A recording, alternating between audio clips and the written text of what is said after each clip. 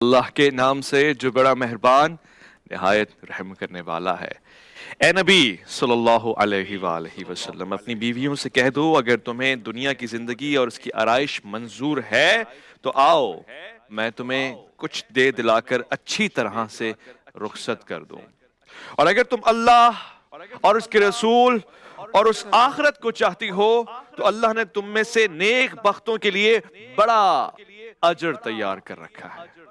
اے نبی صلی اللہ علیہ وآلہ وسلم کی بیویوں، تم میں سے جو کوئی کھلی ہوئی بدکاری کرے تو اسے دگنا عذاب دیا جائے گا، اور یہ اللہ پر آسان ہے۔ سچ فرمایا اللہ نے۔ سلامتی ہے ان آنکھوں پہ جو ہدایت پہ نظریں جمائے بیٹھی ہیں، ان کانوں پہ جو ذکر خیر کے منتظر رہتے ہیں، اور ان قدموں پہ جو ہدایت کی راہ پہ گامزن ہے۔ السلام علیکم ورحمۃ اللہ وبرکاتہ۔ تمام تعریفیں خدائے بزرگ و برتر کے لیے جو وحدہ لا شریک ہے، نہ کوئی ثانی ہے نہ کوئی ہمسر ہے۔ درود لامحدود محبوب رب الودود، راحت العاشقین مراد المشتاقین، حضرت محمد مصطفیٰ، آپ کی آل پاک، آپ کے جانثار انصار اور اصحاب پر۔ زنمن آپ دیکھ رہے ہیں عرفان رمضان، میں آپ کا میزبان محمد اویس ربانی، میرے ساتھ موجود ہیں نصرت حارث، دونوں آپ کو کہتے ہیں خوش آمدید۔ بسم اللہ الرحمن الرحیم۔ اور کیونکہ آج حضرت خدیجۃ الکبریٰ رضی اللہ تعالیٰ عنہا کا یوم وصال ہے تو چند اعشار سے میں اپنی بات کا آغاز سبحان کروں اللہ، گی۔ وہ کچھ یوں ہیں: جاری ہے زمانے میں فیضان ختیجہ کا، سبحان اللہ، لا فیضان خدیجہ کا۔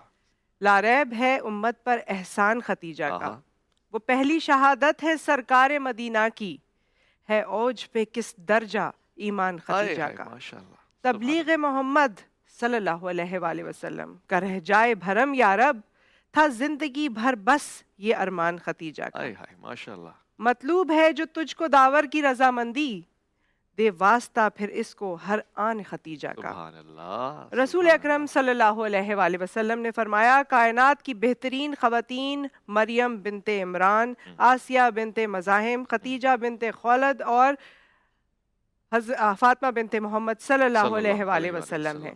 اور اس میں آگے ہم سب ہی یہ جانتے ہیں کہ اسلام قبول کرنے سے پہلے بھی آپ ایک باوقار بلند مرتبہ رکھنے والی ماشاءاللہ، خاتون کے طور پر جانی جاتی تھیں۔ آپ کو طاہرہ کے لقب سے نوازا واہ گیا واہ، تھا، اور چند اور جملے میں آپ کی خدمت میں پیش کرنا سبحان چاہوں اللہ، گی۔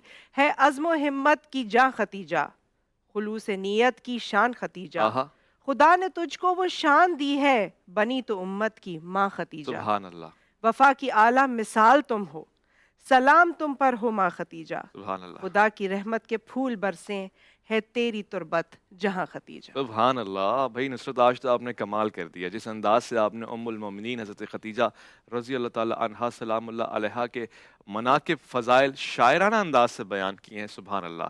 آج بہت ذرا لطف آیا آپ کے اس انداز کو سن کے، شکریہ۔ خدا یہ عقیدتیں سلامت رکھے۔ ہم عرفان رمضان، عرفان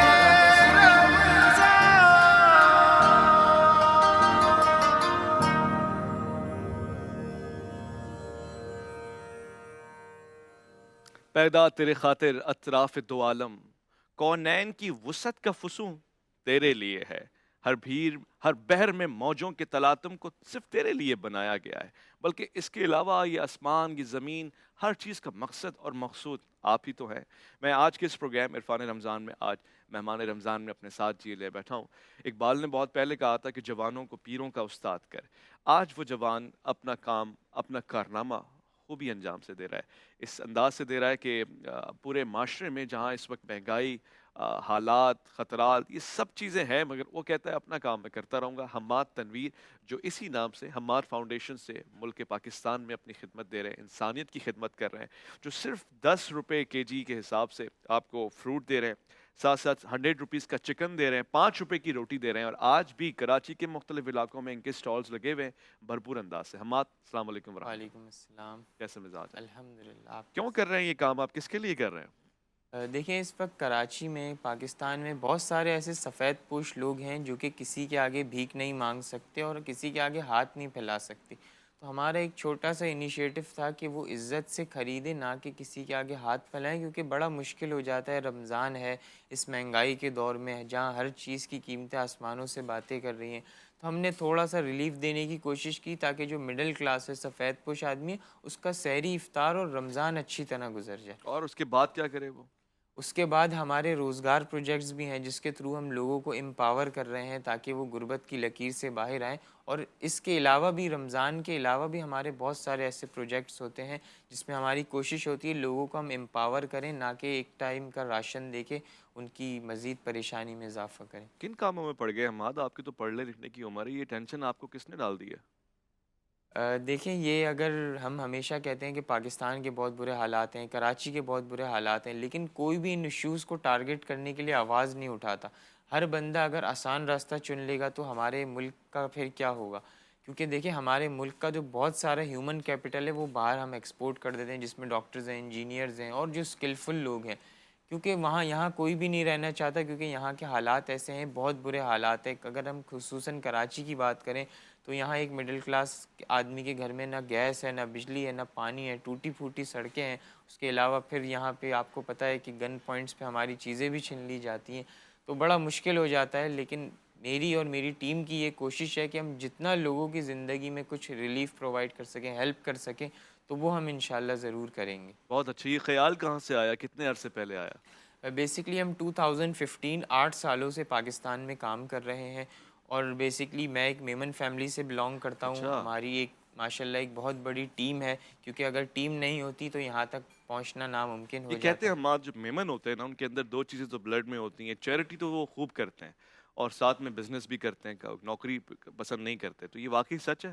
بالکل ایسا ہی ہے. یہ چیزیں ہمارے بائی برتھ ہمارے بلڈ میں آتی ہیں، ایک چیریٹی کرنا اور ایک بزنس کرنا، اور یہ بچپن سے ہی ہمیں سکھایا جاتا ہے، اور یہ بائی برتھ آتی ہیں. اگر کوئی نہ بھی سکھائے تو ہمیں پتہ ہوتا ہے کہ یہ بس ہم خود کرتے یہ چیزیں چلے جاتے ہیں. چلے، عماد ہمارے ساتھ ہیں اور اس جذبے کو ہم سراہتے بھی ہیں، ساتھ میں ایک مثال بھی بناتے ہیں. عماد، آپ شاباش، زندہ باد، یہ کام کرتے رہیں. ابھی سوال میں نے پوچھنے ہیں، مگر عماد چونکہ پڑھ بھی رہے ہیں تو آج ہمارے پاس اور بھی یونیورسٹی کے اسٹوڈنٹس آئے جن سے نصرت حارث کچھ سوال پوچھیں گی اور ان جوابوں کے تحت ان کو انعام ملے گا. نصرت، کیا سوالات ہیں آپ کے پاس؟ سوالات بھی ہیں اور پارٹیسپنٹس بھی ہیں، تو پارٹیسپنٹس کا تعارف آپ سے کرواتے چلیں. فہیم بزدار ہمارے ساتھ موجود ہیں داؤد یونیورسٹی سے، محمد فہد علی ہیں کراچی یونیورسٹی سے، اور علی فاروق ہیں بے نظیر بھٹو شہید یونیورسٹی سے. آج ویسے اسٹوڈنٹس ہی اسٹوڈنٹس ہیں، کیونکہ اس طرف ہمارے گیسٹ اسٹوڈنٹ ہیں اور اس طرف ہمارے پارٹیسپنٹ اسٹوڈنٹس ہیں. آپ لوگوں سے تینوں سے سوال ہوں گے. پروگرام آپ دیکھ ہی چکے ہیں. آپ تینوں نے جس طرح سر ہلایا تھا پہلے ہی میں سمجھ گئی تھی کہ فارمیٹ صحیح طریقے سے پتہ ہے. تو سب سے پہلے آپ سے فہیم ہم شروع کرتے ہیں. پہلا سوال ہے، حضرت خدیجہ رضی اللہ تعالیٰ عنہا کی حضور پاک صلی اللہ علیہ وآلہ وسلم سے شادی کے وقت عمر کتنی تھی؟ اس کے آپشنز ہیں جو میں آپ کو دے رہی ہوں: 32 سال، 38 سال، 40 سال یا 25 سال. 40 سال. بالکل صحیح جواب ہے. رحمت للعالمین حضرت محمد صلی اللہ علیہ وآلہ وسلم نے مسجد نبوی کس سن ہجری میں تعمیر فرمائی تھی؟ اس کے آپشنز ہیں سن 3 ہجری، 2 ہجری، 4 ہجری یا 1 ہجری. 1 ہجری. سوچ لیں. سوچ لو. اس کا جواب اویس صاحب آپ دیں گے. کیا پوچھنا ہے مجھ سے؟ کیا پوچھ رہی ہیں؟ مجھے تو آواز ہی نہیں آ رہی آج. اور میری ٹیم بھی دے گی، کیونکہ صحیح جواب انہوں نے اس میں ماشاءاللہ سے، آج آپ نے صحیح کہا تھا ویسے شروع میں.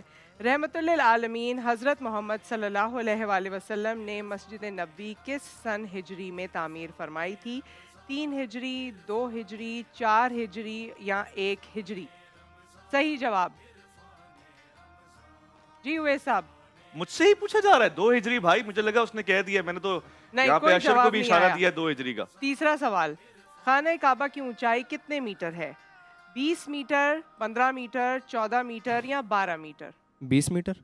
14 میٹر اس کا 14 صحیح میٹر. جواب. اور یہ ایک مثال ہے غریبوں کو، مثال ہے نصرت معذرت کے ساتھ، کہ ہم بڑے بڑے گھر بناتے ہیں نا، دیکھیں اللہ کا گھر 14 میٹر، یہ اس کی اونچائی ہے اور یہ اس کی وسعت کے بعد کی حالت ہے.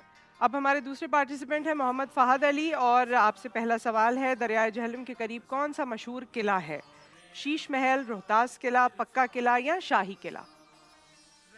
شیش محل، بے، روہتاس قلعہ. اچھا، یہ الف بے کر کے انہوں نے یاد رکھا ہوا ہے. بالکل صحیح جواب. سن 1920 میں مشہور تعلیمی ادارہ جامعہ ملیہ اسلامیہ کس رہنما نے قائم کیا تھا؟ مولانا محمد علی جوہر، سر سید احمد خان، بہادر یار جنگ یا لیاقت علی خان؟ محمد علی جوہر. بالکل صحیح جواب. کیا بات ہے. کس مسلم سائنسدان کو ریاضی کی شاخ الجبرا کا موجد تسلیم کیا جاتا ہے؟ مولانا رومی, شیخ سعدی, ڈاکٹر عطا الرحمان یا محمد بن موسیٰ خوازمی؟ محمد بن موسیٰ خوازمی. بالکل صحیح جواب. کیا بات ہے بھائی, آپ تو بڑے فلائنگ کلرز میں پاس آؤٹ ہوئے ہیں اس سیشن میں. اب آپ کی طرف آ جاتے ہیں. لاسٹ پارٹیسپینٹ ہمارے ہیں علی فاروق. تو علی فاروق سے پہلا سوال ہے, موجودہ جغرافیائی تقسیم کے اعتبار سے مشہور مسلمان سائنسداں ابو ریحان البیرونی کا تعلق کس ملک سے تھا؟ ازبکستان, سوڈان, ترکیہ یا امریکہ؟ آپشن ریپیٹ کر دیجیے دوبارہ. آپشن ازبکستان, سوڈان, ترکیہ یا امریکہ؟ Second option. سوڈان نہیں, اس کا آپشن نمبر 1 تھا ازبکستان. آپ سے دوسرا سوال ہے, حضرت محمد صلی اللہ علیہ وآلہ وسلم کی حیات مبارکہ میں کتنی ازواج مطہرات نے وفات پائی؟ اس کے آپشنز ہیں 2, 4, 1 یا 3. 2. 2 بالکل صحیح جواب. غزوہ موتا کے حوالے سے مشہور مقام موتا اب کس مسلم مملکت میں ہے؟ اردن, برطانیہ, ہانگ کانگ یا کولمبیا؟ بول دو. اردن. بالکل صحیح جواب. لگ رہا تھا منہ ویسے ہی بنا رہے تھے لیکن پھر کنفیوز ہو رہے تھے. سو اب دیکھتے ہیں کہ آگے آپ لوگ کیا اسکور کرتے ہیں.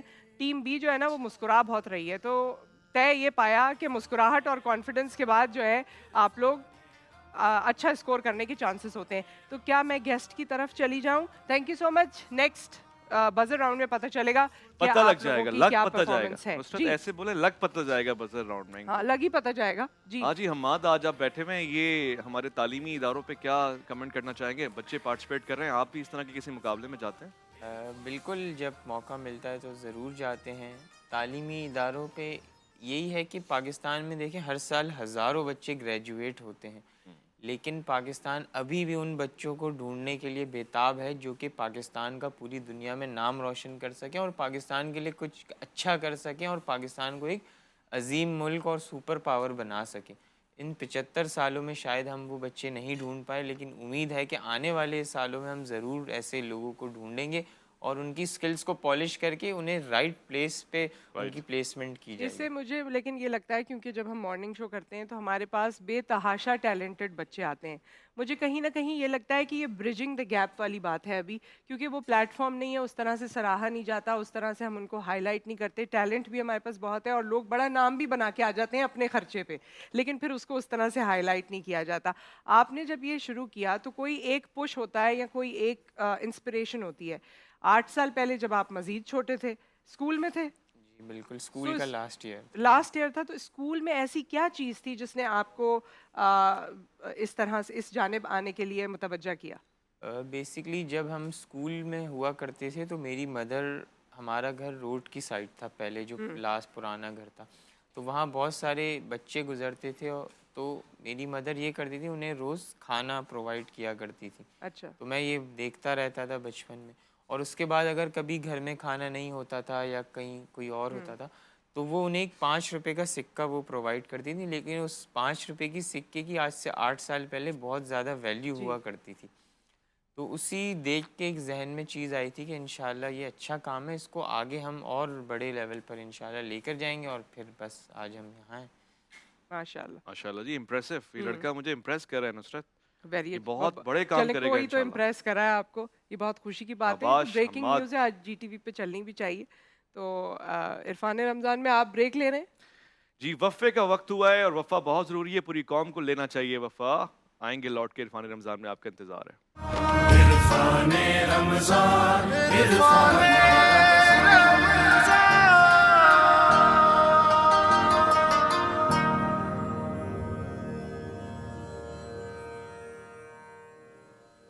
عرفان رمضان میں آپ کو ایک بار پھر خوش آمدید کہتے ہیں. ہمارے ساتھ حماد موجود ہیں, اور حماد نے آج کل بڑی ایک امیزنگ کام کیا ہوا ہے سیوک سینٹر پہ.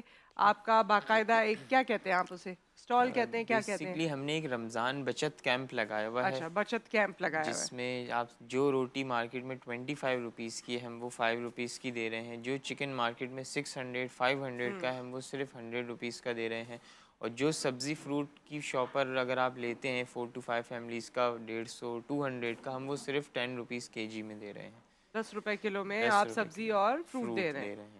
वाह भाई, तो ये आप देखिए, और सिविक सेंटर पे आप हैं कराची में, एक ही जगह पर है आपका ये कैंप? फ़िलहाल एक ही जगह लगा है, इसके अलावा 3 डिफरेंट पॉइंट्स पे हमारे 5 और 10 रुपए की हम रोटी दे रहे हैं। वो कौन कौन से पॉइंट्स हैं? वो औरंगी टाउन कराची में है, एक डालमिया शांति नगर में है, और ये पूरे साल के 12 महीने हम लोग अच्छा, ये रोटी काम जो करते हैं। 5 रुपए की है ये पूरे साल आप पूरे देते साल रहते हैं? काम करते हैं। और बाकी फ्रूट्स वगैरह के लिए और चिकन के लिए जो है ये महीना आपने रमज़ान मखसूस है। किया है। सही। अच्छा, हमने ये भी सुना था कि आपके साथ अनफॉर्चुनेट इंसिडेंट हुआ था, कुछ लोगों ने हमला कर दिया था? जी बिल्कुल, सेकंड रमज़ान को ही हुआ था कि हमारा स्टॉल चल रहा था, अचानक एक वायलेंट मॉब आया है, उनके हाथ में डंडे भी थे, उन्होंने डायरेक्ट आके हमारे स्टॉल पे अटैक किया, हमारा टेंट फाड़ दिया, चीज़ें चोरी कर कर ले गए सारी, जो सिर्फ डिस्ट्रीब्यूशन के अलावा भी जो हमारी अपने वॉलंटियर्स एम्प्लॉयज़ की चीज़ें थी वो भी ले गए, हमारे वॉलंटियर्स को भी मारा, उनके कपड़े भी फाड़े गए, और उसके बाद वो वहाँ जो लोग खड़े थे जो लेने आए थे सफ़ेद पोश लोग, उनको भी उन लोगों ने मारा, और उसके बाद वो लोग डिस्पर्स्ड हो गए। तो फिर उसके बाद आप लोगों ने क्या किया सिक्योरिटी के हवाले से, और किसी ने नोटिस लिया इस बात का? उसके बाद हमने काफ़ी जगह एप्लीकेशंस दी कि हमें सिक्योरिटी प्रोवाइड की जाए, लेकिन चलें देर आए दुरुस्त है, फाइनली आज हमें वो सिक्योरिटी प्रोवाइड कर दी गई है।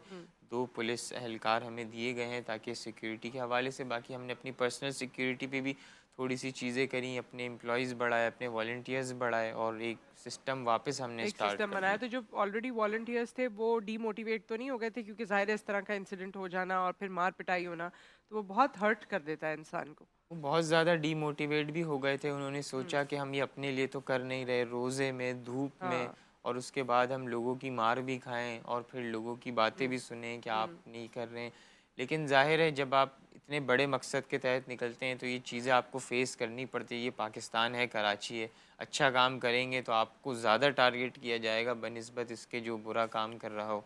लेकिन ठीक। खैर ये चीज़ें होती रहती। और क्योंकि हमें आगे बढ़ना है, दूसरे सेगमेंट की तरफ जाना है, बाद में आप बता दीजिएगा कि आपने सियासतदान बनना है या सोशल वर्कर बनना है, क्योंकि इंटरनेशनल रिलेशंस भी आप पढ़ रहे हैं, तो सियासत की तरफ भी मुझे कुछ आपका झुकाव लग रहा है। लेट्स सी कि इनका क्या प्लान है आगे का, वो बाद में हम दरियाफ्त करेंगे। अभी आगे का पार्टिसिपेंट्स के क्या हालात होने वाले हैं, उवैस रब्बानी साहब की तरफ चलते हैं, वो बताएंगे कि क्या हाल है सवालात का, पार्टिसिपेंट्स का और जवाबात का। जी, पूछा जो आपने हाल दिले बेकरार का, हम सब ने कहा शुक्र है परवरदिगार का। और ऐसी हालत में मैं आपसे हमाद कहूँगा कि आप सब कुछ बने मगर एक एंकर भी बन जाएं आप साइड में। आजकल हर बंदा बनना चाहता है, अच्छी बात भी, बड़ी इज्जत मिलती है आपको अगर आप जीटीवी में हैं तो। काफी लोगों का जवाब ऑन एयर तो नहीं कर दिया आपने, आहा अगर किसी ने पूछा हो आपसे? बहुत होशियार है नुसरत, माशाल्लाह इनका दिमाग बहुत अच्छा है, हाफजा बहुत अच्छा है। हम सवाल जवाब की तरफ आ रहे हैं, इनका हाफजा कैसा है इस पे आज हमारा इम्तिहान है। ABC पहला सवाल, आपने बजर बजाना है। किन उम्मुल मोमिनीन रज़ी अल्लाह ताला अन्हा का असल नाम रमला था? Option A Umme Habiba, option B Hazrat Khadija, option C Hazrat Hafsa, option D Hazrat Ayesha. First option first option Umme Habiba सही जवाब, बहुत अच्छे। मोहम्मद फारूक, मोहम्मद फहद अली, अली। फहद बहुत अच्छे, जबरदस्त। अगला सवाल, किस खित्ते को अंबिया की सरजमीन बी आया पहला? एक फलस- मिनट मेरी बात सुनो, बजाओ मगर खुद डांस नहीं करो। नहीं वो उसकी वजह से हाँ, फलस्तीन। जवाब बिल्कुल ठीक है, फिलिस्तीन को अंबिया की सरजमीन कहा जाता है। तीसरा सवाल है, हजरत यानी उम्मुल मोमिनीन हजरत खतीजा रजी अल्लाह ताला अन्हा का ताल्लुक किस अरब के मशहूर क्या आगे क्या कबीले से था, मशहूर कबीले से था? बनु असद। ऑप्शन सुन लेते काश, अभी भी सवाल वैलिड है। सवाल वैलिड, हाँ क्या? बनु बकर। ये भी गया। अब तुम सुन लो, पहला ऑप्शन है बनु अदी, दूसरा बनु नजीर, तीसरा कुरैश, चौथा बनु हाशिम। हाँ, कुरैश। कुरैश सही जवाब। टीम बी और सी और ए। आपसे अगला सवाल, शाह हबशा नजाशी के दरबार में हजरत जाफर बिन अबू तालिब ने किस सूरत की, जी किस सूरत की? सूरह मरियम की सूरह तरफ। मरियम, ठीक है बिल्कुल, सूरह मरियम की तिलावत आपने फरमाई नजाशी के दरबार में। पांचवा सवाल, हुजूर अकरम सल्लल्लाहु अलैहि वसल्लम ने हिजरत किस सन ईस्वी में? ए किस सने ईस्वी में की? हाँ बताओ, एक मिनट नहीं, 611 6 भाई वाह, गलत जवाब। हाँ जी 622। 622। हाथ मिलाओ इस बात पे, तुम कामयाब इंसान हो, बहुत होशियार हो, बहुत अच्छे। छठा सवाल, 6 हिजरी में तारीखी मुआहिदा सुलह हुदैब, अरे पूरा क्यों हिलते हो? इसको दिखाओ जरा, दोबारा हिल के दिखाओ फिर पूछूंगा मैं। एक दफा दोबारा बजाओ जैसे हिले थे, कैसे? क्या सवाल क्या पूछा है मैंने? اب پوچھ لوں میں آپ کی اجازت ہو تو 6 ہجری میں تاریخی معاہدہ صلح حدیبیہ طے ہوا تھا. اس معاہدے کو تحریر کرنے کی تحریر کرنے کا شرف کسے ملا؟ کس نے حاصل کیا؟ حضرت علی رضی اللہ عنہ. حضرت علی کرم اللہ وجہہ. آپ کے ہاتھوں سے جو لکھا گیا معاہدہ وہ فتح مبین کہلایا. آپ کے ہاتھوں سے چلی جو تلوار وہ ذوالفقار, اور پھر وہ بھی فتح مبین, یعنی ایسی فتح کہ خیبر, خندق, اور ساری مثالیں آپ کے سامنے. بالکل ٹھیک جواب آپ کا. حضرت محمد مصطفیٰ صلی اللہ علیہ وآلہ وسلم کی حضرت خدیجہ رضی اللہ تعالی عنہا سے جو عقد ہے, جو نکاح ہے, وہ ہوا تو کس عمر میں ہوا؟ سن مبارک کیا تھا؟ مبارک کیا ہاں عمر, ایج نا آپ وسلم کی ہاں 25 سال. 25 سال. صحیح جواب, بہت اچھے فاروق. 8واں سوال. اسپین میں مسلمانوں نے تقریباً کتنے برس حکومت کی ہے؟ پہلا آپشن 800 سال. جی 800 سال. 800 سال. ایک اور مرتبہ بالکل صحیح جواب دیا ہے آپ نے اس بار. اور 9واں سوال, آخری سوال ہے, جس کے آس پاس ہوئے ہوئے مارکس وہ پاس کر لے. شیر شاہ سوری نے جنوب ایشیا پہ کل کتنے برس حکومت کی ہے؟ آپشن اے 5, بی 33, سی 22 اور ڈی 35. جی اے 33. کیا بات ہے لڑکے, اس بار تو تمہارا سوال اور جواب دونوں ہی غلط ہیں. ابھی بھی آپشن باقی, دونوں میں سے کوئی بتا دے. ایک ہٹ گیا, آپشن دوبارہ بتاؤں. 35, 33, 5 کے 22, 5, 33, 22 کے 35. جلدی سے. نو, یس, اوکے, ختم ہو گیا. کسی نے کچھ نہیں بتایا. نصرت, آج ہمارے جو پارٹیسپینٹس ہیں وہ یہیں پہ, مگر آج ونر کون ہے؟ ونر ہمارے پاس جی فاروق صاحب, فہد صاحب. فہد, ٹیم بی میں آپ کھیل رہے تھے. آپ کو بن احسان کی طرف سے اور چیس کی طرف سے تحائف مبارک ہو. یہ آپ کے تحفے آئے, قبول کیجئے. اور اسی اسنا میں میں اپنے پیارے دوست فاروق سے یہ گزارش کروں گا, یہ بڑے اچھے نعت خیر انہوں نے ابھی بتایا, ذرا آپ ہلکا سا ایک مصرع پڑھ دیں, میں تحائف دے رہا ہوں. بسم اللہ کریں. ہم مدینے میں تنہا نکل جائیں گے اور گلیوں میں قصدن بھٹک جائیں گے. ماشاءاللہ, بہت اچھا. ہم وہاں جا کے واپس نہیں آئیں گے. ڈھونڈتے ڈھونڈتے لوگ تھک ماشاءاللہ. اسی بات پہ جی ایف ایس کا تحفہ بھی لے لو تم. یہ لو, جی ایف ایس کی طرف سے بھی تحفہ تمہارے نام ہوا, اور آپ کی بھی نام ہوا. آپ کو تو ویسے بڑا نام ہوا. بن احسان کا تحفہ آپ کو مل گیا, اور کیا چاہیے آپ کو, اور چیز کا تحفہ مل گیا. میں سوال کا جواب کہ بھائی سیاست میں آنے کا پلان ہے یا سوشل ورک ہی اس طرح آگے کرنا ہے, کرنا کیا ہے آئی آر کے بعد؟ دیکھیں, آپ نے کہا سیاست میں, اس کا میں اسپیسیفکلی آپ کو جواب دے دیتا ہوں. سب سے پہلے تو یہ سمجھنا پڑے گا سیاست ہوتا کیا ہے. سیاست کا یہ مطلب ہوتا ہے اپنے معاشرے میں بہتری پیدا کرنا, لوگوں کو ساتھ لے کر تم نے چلنا. آنا ہے تو تم پہلے اپنی ڈیفینیشن مجھے بتا رہے ہو کہ یہ مقصد ہے, یہ ڈیفینیشن ہے, اسی لیے میں آؤں گا. اور اس کنٹری کے لیے کچھ کرنا, تو میں تو وہ آلریڈی کر رہا ہوں. میں آؤں گا نہیں, I am already into it. اس کا یہ مطلب نہیں. اچھا یہ بتاؤ, تم سیاستدان بن گئے بھائی اب بات یہ ہے کہ ہمارے پاس وہ بالکل صحیح ہے, آپ کی آئیڈیالوجی, آپ کی ڈیفینیشن میں تسلیم کر رہی ہوں, لیکن ہمارے پاس جو اس وقت آپ کے پاس لاٹ موجود ہے, انہی میں سے کسی کو جوائن کرو گے یا اپنا کچھ لے کر آؤ گے؟ یہ جب مجھے جی ٹی وی کے آپ ٹاک شو میں بلائیں گے نا, اس میں میں ضرور بتاؤں گا, لیکن اس کو ہم کتنے خوشیار ہیں. ایک تو میمن, پھر سیاستدان بھی نہیں بن رہا لڑکا, بن گیا, سمجھ لیں. بلوچی میں کہتے ہیں تو منی باز دوست ہے. آپ بہت اچھے دوست ہیں میرے. میں ایک سوال پوچھنا چاہ رہا تھا کہ جو بھگدڑ مچ جاتی ہے تقسیم کے دوران, اس سے ذرا احتیاط کروا رہے ہیں کچھ؟ اس سے بالکل احتیاط کروا رہے ہیں. پولیس کی نفری بھی تعینات ہے, ہماری اپنی سیکیورٹی بھی ہے, والنٹیئرز بھی ہیں. آلموسٹ کوئی 25 لوگ یہ سیٹ اپ دیکھ رہے ہیں صرف سیکیورٹی. بہت اچھا, ٹھیک ہے. سو ود دیٹ بہت بہت شکریہ حماد آپ کا. آل دا بیسٹ ٹو یو. ہماری نیک تمنائیں دعائیں آپ کے ساتھ ہیں. آپ یہ کام بھی بہترین طریقے سے کیجیے, اور سیاست بھی پھر دیکھتے ہیں کہ انشاءاللہ امید ہے بہترین طریقے سے ہو جائے گی. آپ سے میں اجازت چاہتی ہوں کیونکہ میں یہاں پر اللہ حافظ کہنے لگی ہوں اپنے ویورز کو, اور اس کے بعد آپ جانتے ہیں عرفان رمضان کی ٹرانسمیشن جاری ہو ساری ہے. بریک کے بعد آپ دوبارہ ملاحظہ فرمائیے شیف کے ساتھ ان کا سیگمنٹ. رحمت خدا کے بن کر ہے چھایا عرفان رمضان, عرفان رمضان, عرفان رمضان, عرفان رمضان, عرفان رمضان.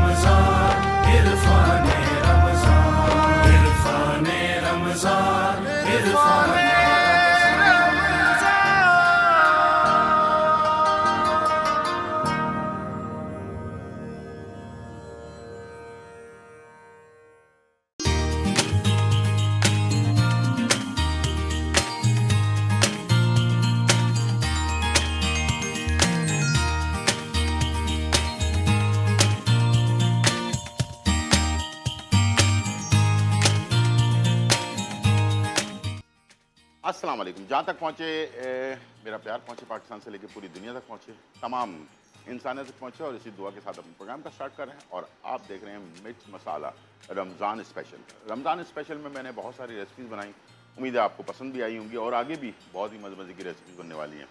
आज सबसे पहली रेसिपी जो बनेगी डालडा। जहाँ मामता वहाँ डालडा।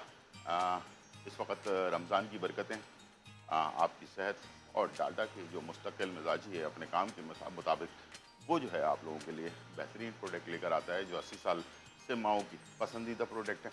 और इसमें सेहत है, और आप लोगों के लिए ज़रूरी है कि अच्छी सेहत वाली चीज़ें इस्तेमाल करें, ताकि आप अपने आप को बहुत सारी बीमारियों से महफूज कर सकें। बच्चों को, बड़ों को, सबको आदत डालें कि अच्छी चीज़ इस्तेमाल करें। डॉक्टरों को लाखों रुपए देने से बेहतर है कि आप अपने सेहत का ख्याल चीज़ों से रख सकें। और कहते हैं ना, एहतियात बीमारी से बेहतर है, इलाज से बेहतर है।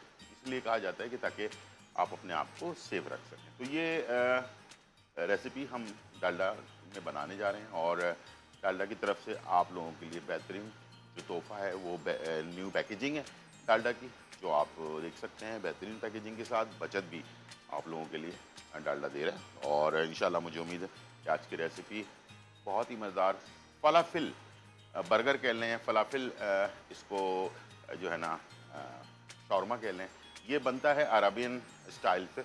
और इंशाल्लाह आज मैं कोशिश करूँगा कि अरबियन अहलन व सहलन मरहबा वाली जो रेसिपी है ना, वो आप लोगों के लिए अरबियन रेसिपी तैयार कर सकूँ।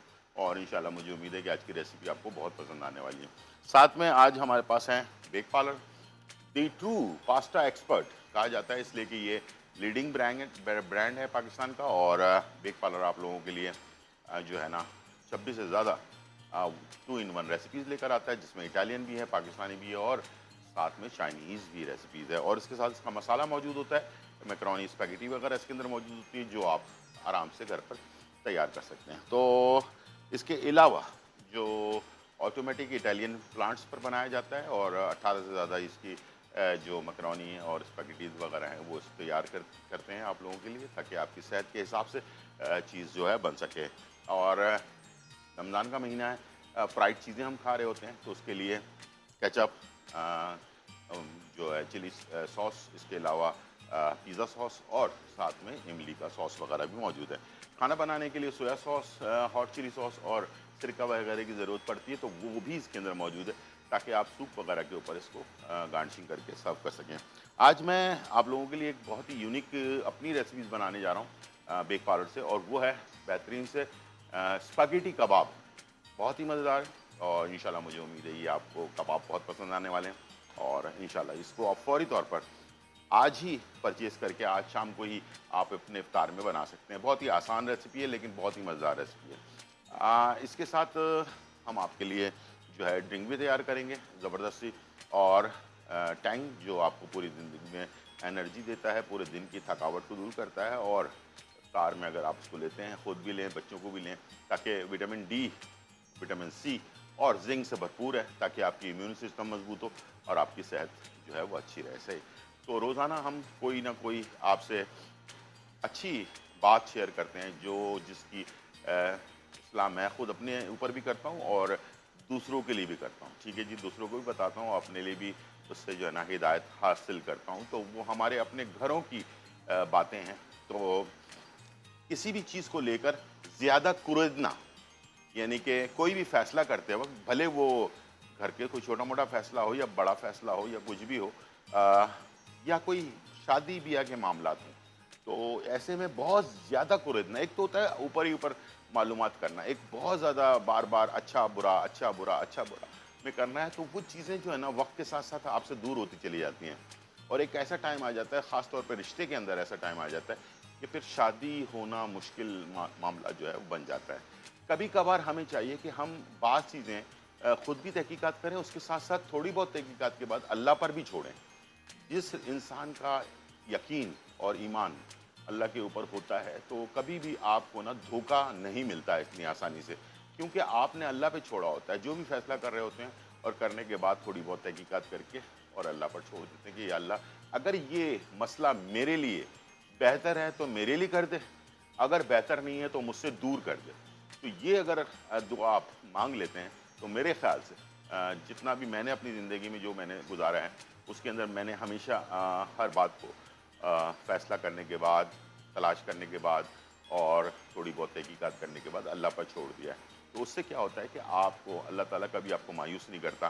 تھوڑا بہت غلطیاں تو انسان کی زندگی میں ہوتی ہیں، لیکن خاص طور پر اگر آپ کی نیت واقعی ہے کہ اللہ تعالیٰ بہتر فیصلہ کر لے، تو یقین کریں 100% میں گارنٹی دیتا ہوں آپ کو کہ میری زندگی میں بہت سارے ایسے فیصلے ہیں جو ان قریب بھی ہوئے ہیں، یعنی کہ ابھی کچھ دنوں پہلے بھی کچھ ایسی باتیں ہوئی ہیں جس سے میں فیصلہ کر چکا تھا، لیکن وہ مجھ سے دور ہو گیا معاملہ، وہ میں فیصلے کے باوجود وہ چیز مجھے حاصل نہیں ہو پائی، تو بعد میں پتہ چلا کہ وہ چیز ہی صحیح نہیں تھی، وہ جو مجھے حاصل نہیں ہوئی ہے۔ تو یقین جو ہے نا اس طرح کا اگر انسان کا ہو اللہ پہ، تو کبھی بھی اللہ تعالیٰ آپ کو مایوس نہیں کرتا اور آپ کے فیصلے جو ہے بہترین اور درست ہوتے ہیں۔ اس میں آپ کی سب سے مین چیز ہے نیت، ٹھیک ہے جی؟ تو کوشش کریں وقت کے ساتھ ساتھ، دعا کے ساتھ ساتھ ایک دعا ضرور کیا کریں جو اکثر لوگ نہیں کرتے ہیں۔ آج کل صرف پیسوں کے لیے، جائیداد کے لیے، نوکری کے لیے لوگ دعا کرتے ہیں، لیکن پرانے زمانے کے لوگ نا اپنے آنے والی نسل کے بارے میں بھی دعا کیا کرتے تھے اور اچھے بیوی اور اچھے شوہر کے لیے بھی دعا کرتے تھے، ٹھیک ہے؟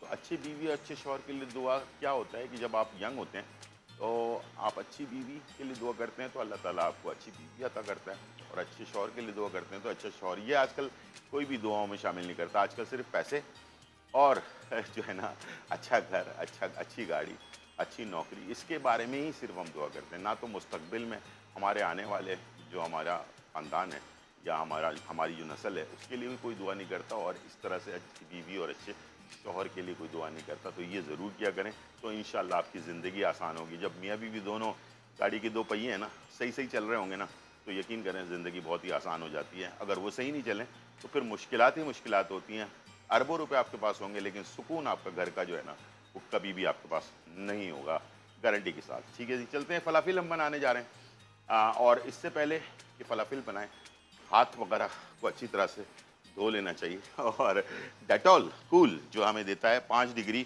کم جو ہے نا گرمی کی شدت محسوس کرنے کا وہ، اور ساتھ میں جو ہے یہ آپ کو آسانی سے 5 ڈگری کم کرتا ہے آپ کی صحت کے حساب سے، اور آپ کی جو شدت ہے گرمی کی اس کو کم کر دیتا ہے، تو اس سے آپ اپنے آپ کو ریلیکس فیل کرتے ہیں۔ دوسرا یہ کہ 99.99% یہ آپ کو جراثیم سے پاک کرتا ہے۔ آج کل ویسے ہی آپ کو پتہ ہے بہت سارے وائرل وغیرہ چل رہا ہے، اس کے ساتھ ساتھ ابھی کووڈ کا بھی مسائل جو ہے نا چل رہے ہیں، تو ابھی معاملات ختم ہوئے نہیں ہیں۔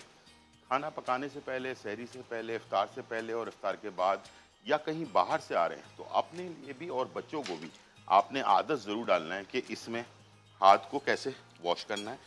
تو انگلیوں کے بیچ میں اور ناخن کے سائڈوں پر ہر جگہ پر بیکٹیریا کا عمل دخل ہوتا ہے، تو آپ ایک دفعہ اگر اپنے واش کر لیتے ہیں ہاتھ کو تو آپ بہت ساری بیماریوں سے بچ سکتے ہیں۔ تو ڈیٹول آپ کو بہترین سیفٹی فراہم کر رہا ہے، 99.99% بیکٹیریا سے پاک، ٹھیک ہے؟ یہاں پر ہمارے پاس اسٹارٹ ہم کرنے جا رہے ہیں فلافل بنانے کے لیے۔ آج بہت سارے لوگوں نے سوال پوچھا تھا کہ فلافل بیسکلی ہے کیا چیز؟ یہ عربین ریسیپی ہے، اور چنے جو ہوتے ہیں کابلی چنے اس سے بنایا جاتا ہے، ٹھیک ہے؟ اور اسے جو چنے کے اندر تھوڑے سے پودینہ اور تھوڑے سے ہلکے پھلکے جو مسالے ہوتے ہیں اس کے ساتھ اس کو ملا کر اس طرح سے بیٹر تیار کیا جاتا ہے، ٹھیک ہے؟ اور اسے جو ہے ہم جیسے کباب بناتے ہیں، ویسے تو یہ فلافل کے جو کباب ہوتے ہیں وہ گول جیسے کوفتے والے کباب ہوتے ہیں، اس طرح کے کافتہ، بلکہ کوفتہ نہیں کافتے جیسا کباب ہوتا ہے، لمبا تھوڑا سا گول، لیکن آپ کی مرضی ہے، آپ جیسے بن میں ڈالنا ہے تو بن کے حساب سے آپ اس کو تیار کر لیں، ٹھیک ہے جی؟ اور ہمارے پاس کالر بھی ہیں، جہاں مامتا وہاں ڈالتا۔ جی ہیلو، السلام علیکم۔ جی السلام علیکم۔ وعلیکم السلام جی میں آپ کا پروگرام ہیلو، بولیں، سوال یہ ہے، آواز آ رہی ہے آپ کی؟ مجھے بالکل آواز آ رہی ہے، آپ بولیں۔ جی جی میرا سوال یہ ہے کہ میرے بال بہت زیادہ اترتے ہیں اور وائٹ بھی بڑے زیادہ ہو گئے ہیں۔ بال سر کے بال؟ جی ہاں ٹھیک ہے، بہت زیادہ اتر رہے ہیں اور وائٹ بھی ہو گئے ہیں، وائٹ بھی ہو گئے ہیں۔ آپ کی ایج کتنی ہے؟ کلر کروا کے جی جی نہیں نہیں آپ کی ایج کتنی ہے؟ मैक्सिमम 30। 30 ہوگی, ٹھیک ہے. چلیں آپ ٹی وی کی طرف چلیں, میں بتا رہا ہوں. अच्छा ٹھیک. بہت زیادہ ٹائم سے ہم اگر ہمارے بال کلر کروا کے ڈیمیج ہو جائے. اچھا اس میں نے ساری چیزیں ڈالی ہوئی ہیں, مسالے پودینہ ہیں, تھوڑی سی کالی مرچ ہے, اور اس لیے کہ آپ کو پتہ ہے عربین ڈش ہے تو اس میں کوئی اور خاص چیزیں ہم ایڈ نہیں کرتے. لیکن اس کی بائنڈنگ کے لیے ہمیں کابلی چنے کے اندر تھوڑا سا کارن فلاور ضرور ایڈ کرنا چاہیے, آدھا کلو میں, تاکہ اس کی بائنڈنگ اچھی ہو سکے. ٹھیک ہے. تو اور جب ہم بہت زیادہ کلر کرواتے ہیں, اب تو عید آنے والی ہے, تو بال جب جھڑ رہے ہوتے ہیں نا تو بہت ہی برے لگ رہے ہوتے ہیں. ٹھیک ہے. تو آپ نے کیا کرنا ہے, ایک پیاز لے لینی ہے, درمیانی ایک پیاز لے لیں, اور 6 انچ کا ٹکڑا ادرک کا لے لیں. ٹھیک ہے. 6 انچ کا ٹکڑا ادرک کا اور ایک چھوٹی پیاز, دونوں کو اچھی طرح سے کچل لیں. ٹھیک ہے. کچلنے کے بعد کسی ململ کے کپڑے کے ساتھ یا چائے کی چھنی میں اس کا وہ نکال لیں, اپنا کیا نام ہے, پانی. ٹھیک ہے. پیاز کا اور ادرک کا جتنا بھی پانی نکلے اس کے اندر 1 کھانے کا چمچ اصلی بادام کا تیل, کسی کمپنی کا لیجئے گا, کھلا تیل نہ لیجئے گا. ٹھیک ہے. بادام کا تیل آپ نے اصلی والا لے لیا, اور اسے آپ نے اس پانی کے اندر مکس کر لیا. 1 دن چھوڑ کر 1 دن بالوں کی جڑوں پہ لگانا ہے, اور کم از کم 3 گھنٹے کے لیے لگا کر رکھنا ہے. ٹھیک ہے. اس سے زیادہ نہیں, پوری رات نہیں لگانا. ٹھیک ہے. اور واش کر لینا ہے. کوشش کرنا ہے کہ جس دن سے لگانا شروع کریں بیبی شیمپو استعمال کریں, اور باقی سارے شیمپو چھوڑ دیں. بیبی شیمپو جو ہے وہ آپ کو کیمیکل سے پاک ہوتا ہے, کم کیمیکل والا ہوتا ہے, تاکہ آپ کو جو ہے نا بہترین ریلیکس مل سکے اور بہت زیادہ کیمیکل آپ کے جسم میں نہ جائے. ٹھیک ہے. تو مجھے امید ہے جن کے بھی بال گر رہے ہیں 2 سے 3 دفعہ اپلائی کرنے پر بال گرنا بند اور گھنے اور لمبے ہوں گے. 15 دفعہ اپلائی کر لیں, انشاءاللہ مجھے امید ہے کہ آپ کے بال بہترین اور زبردست جو ہے وہ تیار ہو جائیں گے. ٹھیک ہے. تو انشاءاللہ مجھے امید ہے جن کے بھی بال پتلے ہیں, بہت زیادہ گر رہے ہیں, مانگ کے اندر گیپ آ چکا ہے, اور مرد اور خواتین دونوں کے لیے میں بتا رہا ہوں, تو انشاءاللہ مجھے امید ہے کہ یہ اگر آپ نے کیا تو بہترین رزلٹ آپ کو ملے گا. یہاں پر ہم نے بن کو ہلکا سا آئل کے اندر سیک لینا ہے. ٹھیک ہے جی. یہ فلافل برگر ہمارا تیار ہو رہا ہے.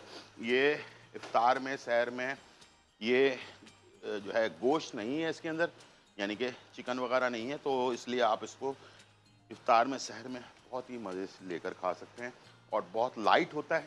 عربین کھانا آپ کو پتہ ہی ہے کہ بہت زیادہ ہیوی نہیں ہوتا, تو ہماری صحت کے حساب سے بہت ہی زبردست ہے.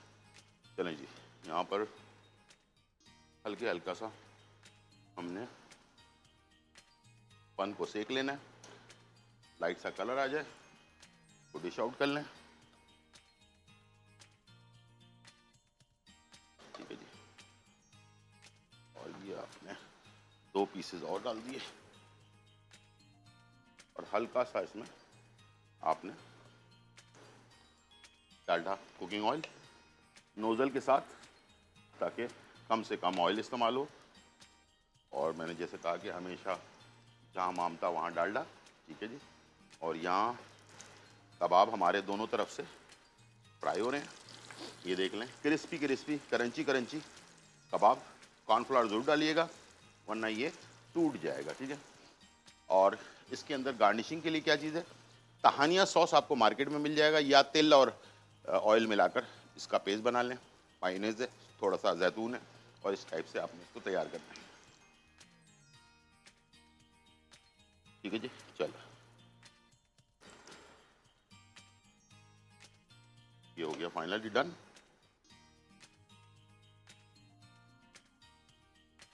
کے بعد اب میں کباب جیسے فائنل ہونے جو لگیں گے, میں اس میں چیزیں ایڈ کرنا شروع کر دوں گا. چلو, سب سے پہلے ہم نے جو بر کا نیچے والا حصہ ہے وہ لے لیا,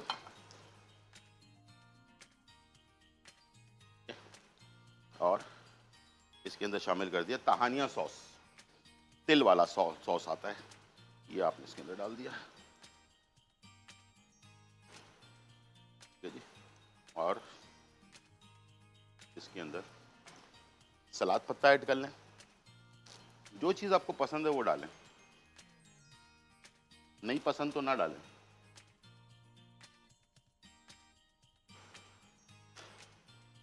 ٹھیک ہے جی. اور یہ لاسٹ ون. چلیں اب ہو گیا یہ فائنلی ڈن. اور اس کے بعد میں اس میں رکھ رہا ہوں کباب.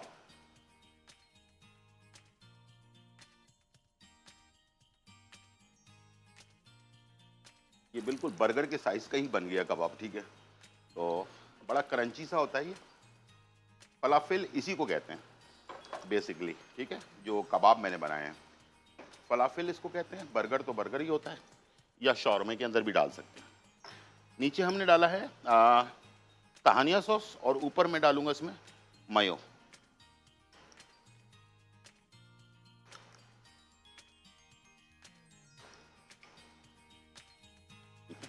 اب میں اس میں شامل کروں گا ٹماٹر. ایک سلائس سائڈ میں لگاؤں گا،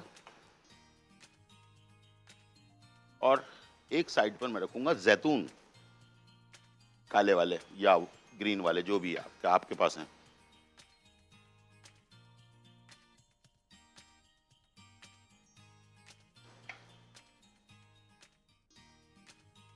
ٹھیک ہے جی، یہ ہو گیا فائنلی ڈن.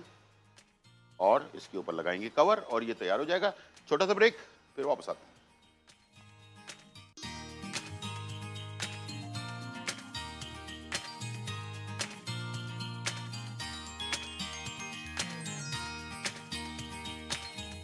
ویلکم بیک ناظرین. فلافل برگر جو ہے عربین اسٹائل کا وہ تیار ہو چکا ہے. اچھا میں یہ کھا نہیں رہا بلکہ دکھا رہا ہوں آپ کو.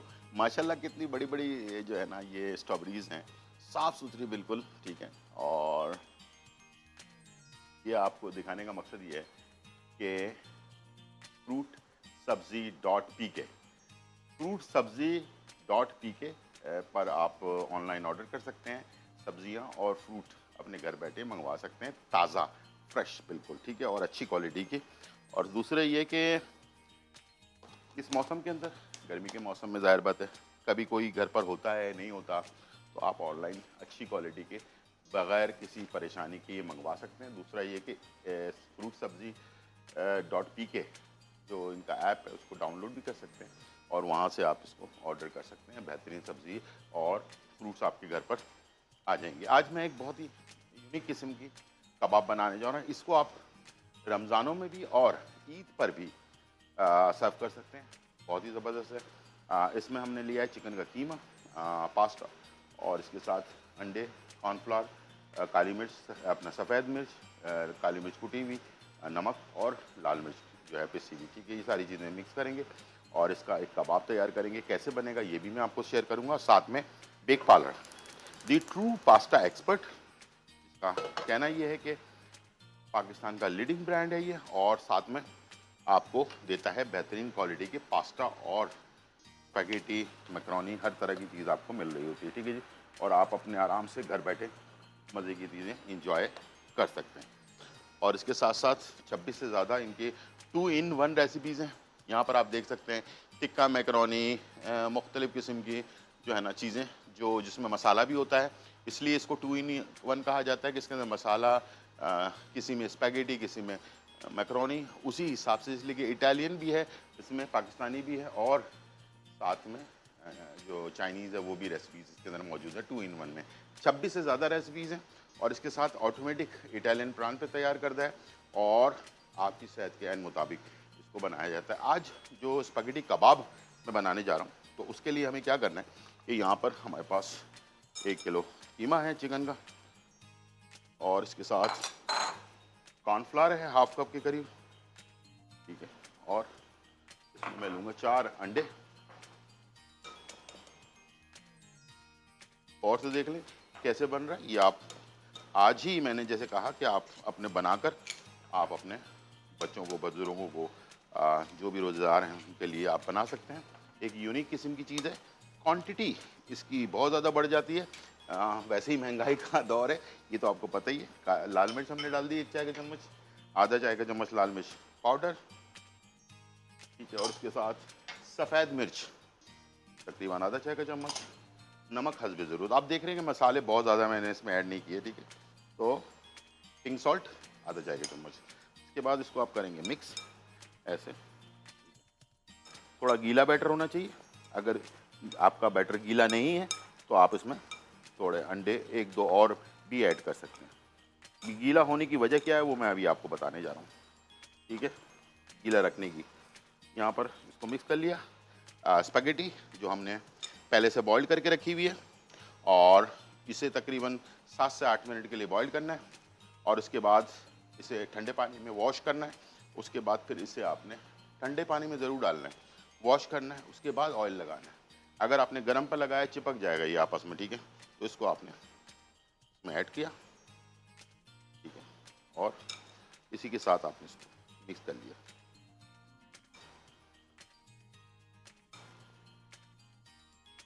ठीक है, चलिए इस तरह से फैला के करना है ताकि कीमा जो है ना वो अच्छी तरह से स्पैगेटी के अंदर चला जाए, और इससे क्वांटिटी बढ़ जाती है। आजकल वैसी गुर्बत है महंगाई है, तो ये क्वांटिटी बढ़ाने का सबसे बेस्ट तरीका है मेरा, ठीक है। तो मैं आप लोगों से इसलिए कह रहा हूँ कि ये महंगाई के दौर में ज़्यादा हमें ज़्यादा चाहिए होता है ना, तो ताकि तमाम मेहमान जो ईद पर आने वाले हैं वो भी, और उनको चिकन का भी मज़ा आ रहा हो, स्पैगेटी का भी मज़ा आ रहा हो, और बजट में रहते हुए जो है ना आप इसको बना सकते हैं, ठीक है जी। हल्के हाथ से इसको मिक्स करते जाना है ताकि स्पैगेटी के अंदर ये चला जाए। अच्छा, इसको हम करेंगे शैलो फ्राई, ठीक है जी। अब ये हमने लिया इसको हाथ पे, और ये देखें इस तरह से इसको यहाँ पर रख देना है, छेड़छाड़ नहीं करना, ऊपर से दबा देना है थोड़ा, ठीक है, एहतियात से। ये लिया आपने, ठीक है, ऐसे पकड़ा, हल्के हाथ से घुमाया गोल गोल ऐसे करके, और उसे आपने यहाँ रख, ठीक है, ऊपर से पुश कर दिया। और हमेशा की तरह 2 चमचों की मदद से हमने इसे आगे पीछे करना है और उसी हिसाब से बनाना है। ऑयल ड्रेन करना है, उसके बाद इसे हमने डिश आउट कर लेना है, ठीक है जी। अब आप हमें ब्रेक का टाइम है, हेलो जी, ब्रेक का टाइम है। जब तक मैं इसे फ्राई कर रहा हूँ, ठीक है, छोटा सा ब्रेक लेते हैं और फिर वापस आते हैं और बनाते हैं आप लोगों के लिए काले चने, चटपटे काले चने मद्रासी स्टाइल। छोटा सा ब्रेक, फिर वापस आते हैं। वेलकम बैक नाज़रीन, और यहाँ जो है बहुत ही मज़ेदार 2 रेसिपीज़ जो हमारी तैयार हो चुकी हैं। एक हमने बनाया फलाफिल बर्गर विद डालडा, और spaghetti kebab with bake parlour. तो दोनों रेसिपीज़ हमारे पास तैयार हैं, और कहा जाता है कि जहाँ मामता वहाँ डालडा। थोड़ा सा हमने एक रेसिपी और तैयार करनी है, वो है मद्रासी स्टाइल के काले चने, और बहुत ही मज़ेदार। यकीन करें आप सारे चने भूल जाएंगे। ये फ्राइड चना चाट समझ लें इसको एक तरह से। इसमें हमने एक प्याज ली है, थोड़ा सा इसमें अदरक लहसुन लिया है, इसको पहले फ्राई किया, और उसके बाद दोबारा से थोड़ा लहसुन मैं शामिल करूँगा इसके अंदर, ताज़ा फ्रेश, और इसके अंदर मैं शामिल कर दूँगा टमाटर 2 अदद, ठीक है जी। अब मैं इसलिए कि प्याज को मैंने पहले से फ्राई करना शुरू कर दिया था, और ये थोड़ा सा सॉफ्ट हो गया प्याज, उसके बाद मैंने इसमें टमाटर डाल दिए 2। अब मैं मिर्च मसाले थोड़े तेज़ होते हैं इसके, पहले से बता दूं। लाल मिर्च तकरीबन 1 खाने का चम्मच, ज़ीरा पाउडर 1 चाय का चम्मच, चाट मसाला 1 खाने का चम्मच, धनिया कुटा हुआ 1 चाय का चम्मच, लाल मिर्च कुटी हुई 1 चाय का चम्मच, हरी मिर्चें 2 से 3 अदद, नींबू का रस 1 खाने का चम्मच, जितने मिर्च वाला है लेकिन उसके साथ खटास भी उसी हिसाब से है, ठीक है। नमक ½ टी स्पून, और ये सारी चीज़ें ऐड करने के बाद इसको करेंगे मिक्स अच्छी तरह से। चलेंगे, ये मसाला हमारा फाइनली तैयार हो गए। चने हमने बॉईल करके रखे हुए थे पहले से, और काले चने जो है ना इसका मज़ा ही कुछ और है, ठीक है। बहुत ही ताकतवर, और इंशाल्लाह मैं आपको कल इसके बारे में बताऊंगा भी आपको कि काले चने जो है ना वो बेसिकली हमारी सेहत के लिए कितने ज़रूरी है। बल्कि आज ही बता देता हूँ ना, ठीक है। आज का मौजू ही रख लेते हैं, चने, सफ़ेद चने और काले चने। ये बहुत ही ताकतवर, बहुत ही ताकतवर। इसको हमारे पुराने ज़माने में ना हमारे जो बुज़ुर्ग होते थे वो कहते थे ये हॉर्स पावर है, हॉर्स पावर, यानी कि घोड़े जैसी ताकत इंसान के अंदर आ जाती है। ये सच है। भुने हुए चने जो बनते हैं वो भी इसी से ही बनते हैं, ठीक है। जो भुने हुए हम ठेलों पे खाते हैं वो चने, गुड़, अगर कोई रात को खाना शुरू कर दे गुड़ और चने को मिलाकर, डायबिटिक पेशेंट ना हो भले, वो अगर खाना शुरू करे तो इसको इंशाल्लाह आपकी ज़िंदगी में कभी कमज़ोरी, वीकनेस, बीमारियां जो है ना वो कभी भी नहीं लगेंगी। गुड़ और चने, भुने हुए चने और गुड़, थोड़ा सा गुड़ खाएं, चने खा लें 1 प्याले के करीब। और अगर किसी को डायबिटिक का मसला है तो वो सुबह निहार मुँह भुने हुए चने रात को भिगो के रख ले, सुबह निहार मुँह जो है उसको ग्राइंडर मशीन में डाले, 1 गिलास दूध डाले और उसको फुल अच्छी तरह से मिक्स करे और इसका शेक बनाकर, भुने हुए चने का शेक, भुने हुए चने 1 प्याला रात को भिगोया, सुबह उठकर उसमें 1 गिलास दूध डाला, उसको ग्राइंडर मशीन में डाला और वो शेक बगैर चीनी वीनी के किसी चीज़ के आपने पी लेना। तो वो दूध और चने जो है सुबह के टाइम पर निहार मुँह आपको फुल एनर्जी देंगे, जो आपके जिस्म में एक ताकत पैदा करेगी। शुगर पेशेंट के लिए ख़ास तौर पर, और जो लोग ब्लड प्रेशर के मसला है, जिन लोगों का वीकनेस बहुत ज़्यादा है, उन लोगों के लिए सुबह के टाइम पर भी बहुत ही फ़ायदेमंद है। जिनको शुगर वगैरह नहीं है वो रात के टाइम गुड़ के साथ इसको ले सकते हैं। बहुत ही ताकतवर चीज़ है ये, और इसके साथ साथ इसके बहुत सारे बेनिफिट है, अभी हम आपके साथ शेयर करते रहेंगे। और साथ में जब बेनिफिट की बात है तो पूरे दिन की एनर्जी जब आपकी लॉस हो जाती है तो हमें कोई ड्रिंक चाहिए होता है जो हमें सपोर्ट करे, ठीक है जी। और उसके लिए मैं इस्तेमाल करता हूँ हमेशा टैंग, और टैंग में जो है ना मेरे पास इस वक्त लेमन पेपर जो है ये मौजूद है।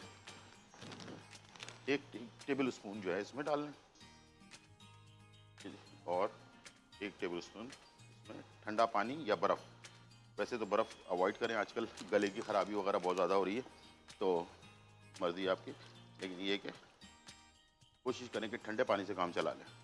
एकदम से ठंडा ठंडा बर्फ़ जो है ना वो इफ्तार के टाइम पे नुकसान भी कर सकता है आपके साथ, ठीक है जी। काली मिर्च और नमक, काली मिर्च लेमन से बना हुआ ये पेपर लेमन जो है ना बहुत ही ज़बरदस्त तैयार हो गया। और साथ में यहाँ चने हमारे तो बॉइल्ड हुए हैं, इसको पकाने की बहुत ज़्यादा ज़रूरत नहीं है। इसमें मैं लास्ट में डालूंगा खटा खटा इमली का पेस्ट। तो मद्रासी स्टाइल चने हैं तो इसमें इमली का पेस्ट जाएगा और ये होगा मिक्स अच्छी तरह से। और उसके बाद इसको हम निकालेंगे, डिश आउट करेंगे। चलें जी, हमारे पास टाइम भी कम है, मुकाबला भी सख्त है, ठीक है जी। और इसको ड्राई करना चाहते हैं तो कर सकते हैं आप, ठीक है। फिलहाल मैं इसे डिश आउट कर रहा हूँ। काले चने बहुत ही हेल्दी से, और इसकी जो लज्जत को बढ़ाने के लिए ना एक ही बहुत ही ज़बरदस्त फार्मूला है मेरा। जो पट्टियाँ बच जाती हैं ना रात में हमारे पास उसकी समोसे की या रोल की, उसको मैंने यहाँ पर चूरा करके रखा हुआ है। डाल दें इसको,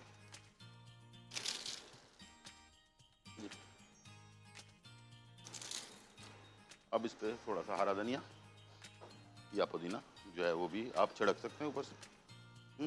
मज़ेदार चाट तैयार है जी। चलें हम अपनी टेबल पर लगाते हैं और आपको दिखाते हैं कि काले चने मद्रासी स्टाइल चाट तैयार हो चुकी है। और इसके साथ हमारा लेमन एंड पेपर ड्रिंक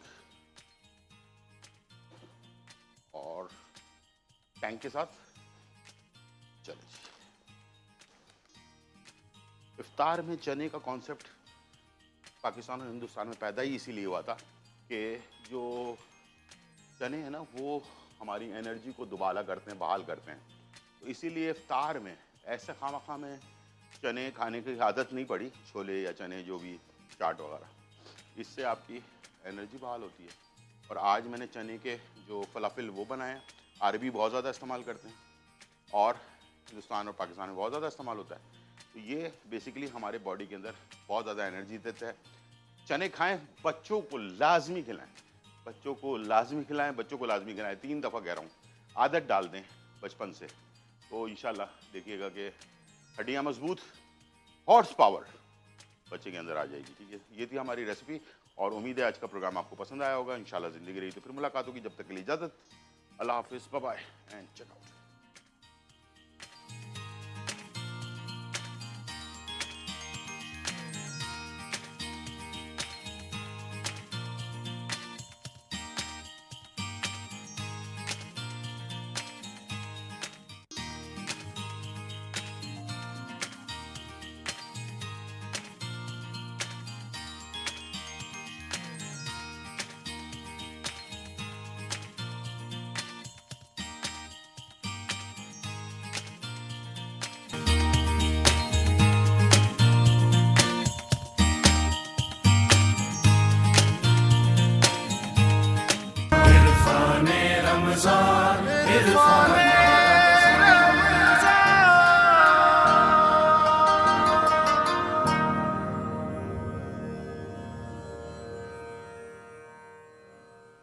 کبھی آئے حقیقت منتظر نظر آ لباس مجاز میں کہ ہزاروں سجدے تڑپ رہے ہیں میری جبین نیاز میں.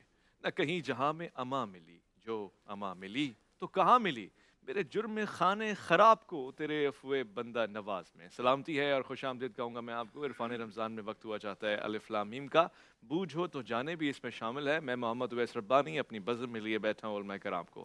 آپ کو تعارف کرواؤں گا تاکہ آج کے پروگرام کا باقاعدہ آغاز ہو سکے اس کی خوبصورتی, نزاکت اور نفاست اور عمدگی کے ساتھ ساتھ. میں سب سے پہلے خوش آمدید کرنا چاہتا ہوں ہمارے ساتھ تشریف فرمائے. میں ہمیشہ کہتا ہوں کہ ان کے ہونے سے ایک فیض ہے جو ہمیں ملتا رہتا ہے اور میسر آتی ہے ہمیں معلومات. ساتھ ساتھ یہ کہ تدریس سے ان کا تعلق بہت گہرا ہے. ملک پاکستان کی خدمت فرما رہے ہیں, اتحاد اور اتفاق پہ بات کرتے ہیں. مفتی ابو بکر محی الدین صاحب کو خوش آمدید کہوں گا. السلام علیکم ورحمۃ اللہ. وعلیکم السلام ورحمۃ اللہ. ہمارے آج کے دوسرے مہمان بھی ہمارے ساتھ موجود ہیں, اور یہ خاصہ رہا الف لام میم کا یہ 10 دن کا سفر آپ کے ساتھ کتنی تیزی کے ساتھ گزرا ہے معلوم ہی نہیں ہوا. آج بھی مجھے خوشی ہے کہ ہمارے ساتھ بیٹھے ہوئے ہیں, بڑے آستانے سے آپ کا تعلق, بڑے گھرانے سے آپ کا تعلق, ہمیشہ محبت اور اتفاق اور امن کا پیغام دیتے ہیں, ساتھ ساتھ عقیدے کا بھی اظہار فرماتے ہیں, لطف آتا ہے. علامہ طیب شاہ گیلانی صاحب السلام علیکم ورحمۃ اللہ. ہمارے آج کے تیسرے مہمان, اور میں تو 2-3 دن سے ان کو مس کر رہا تھا, ان میں محبت ہی اتنی ہے کہ کوئی بھی جو ان کے ساتھ رہتا ہے ان سے دور رہ نہیں پاتا. ایک خدا نے ایک کرامت اور ایک ملکہ ان کو دیا ہے, احادیث کے اوپر ان کو عبور حاصل ہے. قرآن جب سناتے ہیں تو دل بھا لیتے ہیں اور دل کرتا ہے کہ سنتے جائے بندہ. قاری ڈاکٹر ابو انشا خلیل الرحمان جاوید صاحب السلام علیکم ورحمۃ اللہ. وعلیکم السلام ورحمۃ اللہ وبرکاتہ. میرا دل ہی نہیں کرتا کہ حالانکہ آپ ڈاکٹر ہیں اور مسترد ڈاکٹر ہیں, اب تو آپ کا پی ایچ ڈی ہے, مگر قاری کہنے میں جو مزہ ہے نا وہ ڈاکٹر کہنے میں مزہ آپ نہیں. چھوڑ دیں ڈاکٹر, کوئی حرج نہیں. آج کے ہمارے چوتھے مہمان, اور ان کو بھی مجھے یہ کہنا پڑ رہا ہے کہ جتنے دن یہ ہمارے پاس نہیں ہوتے ہمیں ان کی یاد ستاتی رہتی ہے. اتنی نفاست اور خاموشی سے گفتگو کا آغاز کرتے ہیں, مگر گفتگو کا جو معراج جو اوج ہے وہ انتہائی کمال ہوتا ہے. میں خوش آمدید کرنا چاہتا ہوں علامہ عباس وزیری کو. السلام علیکم ورحمۃ اللہ. وعلیکم السلام ورحمۃ اللہ. علماء کرام کی اجازت سے ہم چلیں گے بوجھ ہو تو جانے کی جانب. 2 شہزادے ہمارے ساتھ کھڑے ہوئے ہیں اور ناصر اور اشرف ہمارے پاس موجود ہیں. السلام علیکم. کیسے مزاج؟ وعلیکم السلام. خیریت سے ہیں, ٹھیک ٹھاک ہیں؟ جی الحمدللہ. جی آج کی شخصیت ان تک آپ نے پہنچنا ہے. آپ کے پاس 6 منٹ ہیں, 10 سوالات آپ کر سکتے ہیں. آپ کا وقت شروع ہوا چاہتا ہے, بسم اللہ. جی بوجھی گئی شخصیت صحابہ کرام میں سے ہیں؟ جی قاری صاحب, کیا وہ صحابہ کرام میں سے ہیں؟ جی صحابہ ہیں, یعنی صحبت ان کو حاصل ہے. کیا وہ عشرہ مبشرہ میں ہیں؟ جی مفتی صاحب عشرہ مبشرہ سے تعلق جی نہیں, عشرہ مبشرہ میں ان کا شمار نہیں ہے. انصار ہیں؟ علامہ صاحب انصار ہیں. کیا وہ شخصیت انصاری ہیں؟ مطلب ہجرت کر کے آئے تھے؟ نہیں, یعنی ہجرت کی ہے, انصار نہیں ہے. تو پھر کون ہوئے؟ مہاجرین. بس ختم ہو گئی بات. اچھا, آج جو ہمارے پاس پارٹیسپینٹ ہیں ناصر اور اشرف بڑے قابل ہیں اور ذہین ہیں. بہت اچھی بات انہوں نے آج ہمیں بتائی ہے, میں آپ کو بعد میں بتاؤں گا, پہلے ہی ہمیں نام بتائیں گے. اچھا یہ مکی صحابہ میں شامل ہیں؟ مکی صحابہ میں شامل ہیں, یہ تو بات ہو گئی. جب آپ نے یہ سوال پوچھا تو بات ہو گئی. وہ انصار میں. آپ نے سوال ضائع کیا. ضائع کیا سوال. نہیں وہ تھوڑی کنفیوژن ہو رہی تھی. انصار میں شامل ہیں, مکی صحابی ہیں.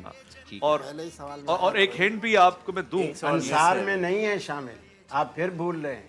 مہاجرین آپ کو جو مہاجر ہوگا وہ انصاری تو نہیں ہوگا نا. صحیح نہیں, تیسری مرتبہ قرار کر رہا ہے. کل پتہ ہے کیا علامہ صاحب, کل ایک شخصیت کا انہوں نے پوچھا کہ عربی ہیں, کوٹی کے پیچھے سلوٹ. عربی ہے, انہوں نے کہا عربی ہے, آپ کے چائنیز ہے. تو میں نے مس کر دیا. مگر کل کی ایک شخصیت کے حوالے سے پوچھا کہ عربی ہے, ہم نے کہا عربی ہیں. پھر باتیں بھی ہوئی مکی مدنی سے, آخر میں وہ کہتے ہیں سلمان فارسی. میں حیران ہو گیا, یہ انہوں نے اشارہ کیا ہوگا فارس کی طرف. اہل بیت. کیوں قاری صاحب کو سلمان فارسی سے محبت نہیں ہے؟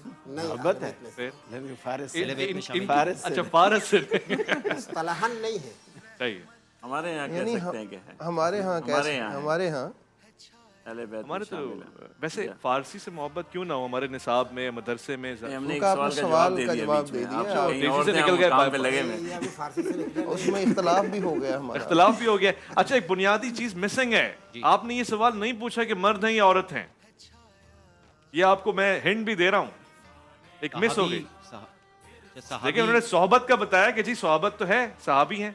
صحابی, ایک صحابی اور صحابیہ مطلب عورت اور صحابی مطلب. کیوں بتائیں گے بھائی, قاری اس صاحب طرح آپ کی غلطی ہو گئی. قاری صاحب نے کہا کہ صحبت کا بتایا, مرد عورت نہیں بتائیں گے صحابی ہیں صحابیہ ہیں, یہ بتائیں گے جینڈر پوچھنا پڑے گا. اچھا آج قاری صاحب ہیں تو پھر نہیں, آپ کا اصل میں سوال پوچھنے کا جو انداز ہے وہ عام سا ہے. اچھا آپ ٹارگٹ نہیں کر رہے کسی چیز کو, بس پوچھے جا رہے ہیں اور آپ کے سوال ختم ہوتے جا رہے ہیں. چلیں یہی بتا دیں, وہ مرد ہیں عورت. یہ سوال نہیں, اب تو جواب دیجیے. عورت سوال نہیں ہے نا, سوال امہات المومنین. یہ ہے یا یہ ہے, یہ بھی ایک سوال نہیں کر سکتے. ہاں ایک سوال پوچھیں کہ کیا یہ ہے. یہ ہے تو یا ہاں یا نہ کہا جائے. قاری صاحب اور علامہ صاحب ایک ہو گئے آپ کے معاملے میں. اچھا امہات المومنین میں, جی امہات المومنین میں ہے. قریب آ گئے. کیا وہ کسی خلفۂ راشد کی صاحبزادی ہیں؟ جی علامہ طیب شاہ گیلانی صاحب صاحبزادی ہیں. جی جی جی ہاں, لیکن اب اس ہنٹ سے کتنا قریب آیا. بالکل مل گیا راستہ. کیا وہ اسلام کے پہلے خلیفہ کی صاحبزادی ہیں؟ مفتی صاحب جی بالکل. آپ کا نام پورا کیا ہے؟ ابو بکر. واہ واہ ماشاء اللہ. لیکن آپ کو ہنٹ بھی دیا ہے میں نے. حضرت عائشہ صدیقہ رضی اللہ تعالیٰ عنہ. بالکل صحیح جواب. آپ کو آج تحفہ جاتا ہے, بلکہ بہت سارے تحائف ہیں Coast Way Builders and Developers کی جانب سے, جو گوادر سے ہیں ان کی طرف سے تحفہ آپ کے لیے, بن احسان کا تحفہ آپ کے لیے. یعنی یہاں آئیے اور تحفہ لے جائیے. ساتھ ساتھ ایوا کی طرف سے بھی آپ کے لیے تحائف ہیں. آئیے یہ تحفہ لیجئے, اور خوش قسمتی ہے ہماری کہ آپ نے آج صحیح وقت میں بوجھ لیا. یہ لیجئے جی, یہ تحائف آپ کے لیے خوبصورت سے. اشرف اور ناصر کو یہ تحفہ ماشاء اللہ. یہ تینوں کیسے ڈیوائیڈ کریں گے قاری صاحب, تو شرعی مسئلہ ہے. ہاں دیکھیں, یا تو 4 ہوں یا 2 ہوں. تو مطلب قاری صاحب کو دے دیں, پھر آپ تقسیم وہ کریں گے. مفتی ابو بکر محی الدین صاحب کو میں کہوں گا کہ آج جن شخصیت کے حوالے سے ہمیں عرفان چاہیے وہ مفتی صاحب سے, آپ خواہش مند ہیں تو میں آپ کو بھی موقع دیتا ہوں. مفتی ابو بکر محی الدین صاحب اگر اظہار خیال فرمائیں جناب عائشہ صدیقہ رضی اللہ تعالیٰ عنہا کے حوالے سے. بسم اللہ الرحمن الرحیم. حضرت عائشہ رضی اللہ تعالی عنہا حضور صلی اللہ علیہ وسلم کی محبوب ترین زوجہ اور ہم سب کی ام المؤمنین, وہ شخصیت ہیں جن سے خواتین کے اعتبار سے بلکہ مردوں میں بھی علم کا ایک وافر حصہ ہمیں ملا ہے. شریعت کا بہت کثیر الروایت ہیں اور علم و فہم کی ایک بہت بڑا مینارہ ہیں. اور نبی کریم صلی اللہ علیہ وسلم کی زندگی میں, ان کی مدنی زندگی میں ان کا ساتھ ہے اور خوب ساتھ ہے, اور بڑی محبوب زوجہ تھی. یہاں تک کہ اس محبوبیت کا چرچا تو صحابہ کرام میں بھی ہوا, اور ہدایہ اور اس طرح کی واقعات ہمیں ملتے ہیں کہ وہ جب حضور صلی اللہ علیہ وسلم کا دن وہاں ہوتا تو تب ہدایہ زیادہ آیا کرتے, کیونکہ حضور کو اس سے راحت پہنچا کرتی تھی. اس کے بعد بھی جو بعد کی حضور صلی اللہ علیہ وسلم کے بعد کا جو زمانہ ہے اس میں بہت بڑا کردار ہے علم فضل کے اعتبار سے, حدیث کے اعتبار سے, اور دوسرے بھی جو خصوصاً ام المؤمنین امی عائشہ رضی اللہ تعالیٰ عنہ کا جو امر بالمعروف و نہی عن المنکر ہے, وہ ہمیشہ ایک بہت بڑا کردار رہا ہے کہ ہمیشہ ہر منکر کی نکیر، یہ نہیں دیکھا سامنے کون ہے، اور ہمیشہ امر بالمعروف. تو یہ وہ منارہ ہے جہاں پر شریعت نے پروان چڑھا ہے، اس کی تعبیرات نے پروان چڑھا ہے، اور بہت اللہ تعالیٰ نے انہیں فہم، فراست اور دین کے لیے بہت خدمات ان کے حصے میں رکھی. وجہ فرمایا آپ نے، شکریہ میں کہوں گا آپ کو. اور ساتھ ہی آج کا دن جو کہ نسبت رکھتا ہے، وصال ہے جناب ام المومنین حضرت خدیجہ رضی اللہ تعالی عنہا کا. حضور پاک صلی اللہ علیہ وآلہ وسلم نے فرمایا کہ خدا کی قسم مجھے خدیجہ سے اچھی بیوی نہیں ملی ہے. اس نے اس وقت میرا ساتھ دیا جب لوگوں نے میرا انکار کیا، خاص طور سے میری تصدیق کی جب لوگوں نے مجھے جھٹلایا، اور اس نے اپنا سب کچھ، اپنا زر و مال مجھ پہ قربان کر دیا جب دوسروں نے مجھے محروم رکھا. آپ پہ ہمارا سلام ہو. آج عقیدت کا دن ہے. میں چاہوں گا کہ آج تمامی احباب سے اس پہ بات کروں. میں آج موضوع کا ہی باقاعدہ آغاز کر رہا ہوں. سب سے پہلے میں گفتگو کا یہ جو خاصہ ہے وہ آغاز کرنا چاہتا ہوں علامہ طیب شاہ گیلانی صاحب سے. علامہ صاحب، جناب ام المومنین حضرت خدیجہ رضی اللہ عنہا، کیا مقام، کیا مرتبہ، کیا فضیلت، کیا حیثیت آپ کو حاصل ہے؟ بسم اللہ الرحمن الرحیم. اللہم صلی علی سیدنا و مولانا محمد وعلی آلہ وصحبہ وبارک وسلم. جی، ہماری خوش بختی ہے کہ ہم اس پاک بی بی حضرت ام المومنین سیدہ خدیجہ الکبریٰ سلام اللہ تعالی علیہ کی بارگاہ میں خراج عقیدت پیش کرنے کے لیے حاضر خدمت ہوئے ہیں، کہ جن کے لیے اللہ رب العالمین جبریل کو کہے کہ جبریل جا کے میرے محبوب کریم علیہ الصلوۃ والسلام کو پیغام دو کہ خدیجہ کو میرا بھی سلام. اللہ سلام کہہ رہا ہے، اللہ سلام کہہ رہا ہے. تو اس عظیم المرتبت ہستی کی بارگاہ میں ہم اس اپنی پاک ماں کو سلام کرنے کے لیے حاضر خدمت ہیں. اللہ رب العالمین نے جو اس سے بڑی اور کیا منزلت ان کی ہو سکتی ہے کہ وہ امام الانبیاء کا سکون ہے، اور امام الانبیاء کہ دل میں ان کی مودت اور رحمت ہے، جو اللہ تعالیٰ نے ارشاد فرمایا کہ وَمِنْ آیَاتِهِ أَنْ خَلَقَكُم مِّنْ أَنفُسِكُمْ أَزْوَاجًا، کہ یہ میری نشانیوں میں سے ہے کہ میں نے تم میں سے ہی، تمہارے جنس میں سے تمہارے لیے بیویاں بنائی ہیں، لِتَسْكُنُوا إِلَيْهَا، تاکہ تم وہاں سکون حاصل کر سکو. تو یہ بیوی، اور پھر وَجَعَلْنَا بَيْنَكُمْ مَوَدَّةً وَرَحْمَةً، اور ہم نے تمہاری آپس میں مودت اور رحمت کا جذبہ ایک رکھا ہے. حضرت عائشہ صدیقہ سلام اللہ تعالیٰ علیہ فرماتی ہیں کہ ان کے وصال کے بعد ایک دن ان کی جو بہن تھی وہ ہمارے گھر میں آئی، حالہ غالباً ان کا نام ہے. وہ جب آئی تو نبی کریم علیہ الصلوۃ والسلام اپنے خیال میں بیٹھے ہوئے تھے. یعنی محبت کا انداز آپ دیکھیں، آپ اپنے خیال میں بیٹھے ہوئے تھے. انہوں نے جس انداز میں آنے کی اجازت چاہی نا رسول پاک علیہ الصلوۃ والسلام سے، ان کی آواز کی مشابہت تھی حضرت سیدہ خدیجہ پاک سے. تو آپ چونک گئے اور آپ نے یوں سمجھا کہ اوہو، میں نے سمجھا کہ خدیجہ آ گئی ہے. اللہ اکبر. تو اس قدر آپ حضرت سیدہ خدیجہ الکبریٰ سلام اللہ تعالی علیہ سے محبت رکھتے تھے. تو بڑی منزلت ہے. اور پھر آپ نے حضرت عائشہ سے ہی فرمایا تھا کہ عائشہ، خدیجہ سے مجھے محبت ہے کہ اس وقت اس نے مجھے اپنایا جب دوسروں نے جھٹلایا، اور اپنا مال خرچ کیا جب لوگوں نے اپنا ہاتھ روکا، اور اللہ نے اولاد بھی مجھے خدیجہ سے عطا فرمائی. تو حضرت خدیجہ الکبریٰ سلام اللہ تعالی علیہ ہماری وہ ماں ہیں جن کو ہمیشہ رسول پاک صلی اللہ علیہ وآلہ وسلم نے اپنی یادوں میں محبت سے یاد رکھا ہے. تو اللہ پاک ہمیں بھی ان سے اسی طرح محبت اور مودت کا یہ جذبہ ہماری دلوں میں بھی سلامت رکھے. اے شمع شبستان دل سرور کونین، اے روشنی انجمن سید ثقلین، اے مصدر انوار مصدر حرمین، اے مومنہ ہستی صدیقہ دارین. تاریخ میں اتنا بڑا اعزاز کہاں ہے، حد یہ ہے کہ تو خاتون جنت کی بھی ماں ہے. ہم ایک مختصر سا وقفہ لیں گے، لوٹ کر آئیں گے. اسی مناقب کے انداز اور فضائل اور آپ کے مقام مرتبہ سیرت پہ گفتگو ہوگی آج. الف لام میم میں آپ کا انتظار رہے گا. عرفان رمضان، عرفان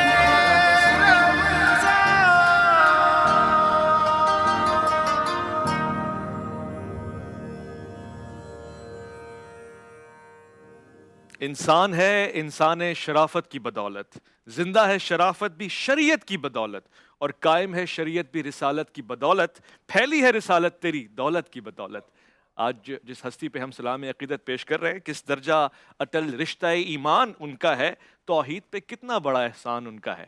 جب اللہ کہتا ہے نا کہ مجھے قرض دو، تو مومنین اور مومنات وہ جماعت جو اللہ کے بندوں پہ شفقت فرماتے ہیں، یعنی قرض کی ایک صورت ایسی ہے، یہ سارا کا سارا سرمایہ آپ نے اللہ کی راہ میں دے دیا، اور اپنا سب کچھ، یہاں تک کہ شیب طالب میں ایک کھجور کی گٹلی کے لیے بھی آپ ترسائی گئیں، اور پھر اس سال کو عام الحزن قرار دیا گیا. میں قاری خلیل الرحمان صاحب کی موجودگی میں کیا بولوں، میں آپ سے سوال پوچھنا چاہتا ہوں. عامر صاحب، قاری صاحب، جناب حضرت خدیجہ رضی اللہ عنہا کی شخصیت، یعنی آپ کا وہ دور کہ رسالت مآب صلی اللہ علیہ وآلہ وسلم کی شخصیت کو آپ پرکھ رہی ہیں، گویا اس سے پہلے بھی آپ عقد میں رہ چکی ہیں، مگر حضور سے محبت اور عقیدت کا اظہار خود فرما رہی ہیں، یعنی رشتہ خود بھیج رہی ہیں.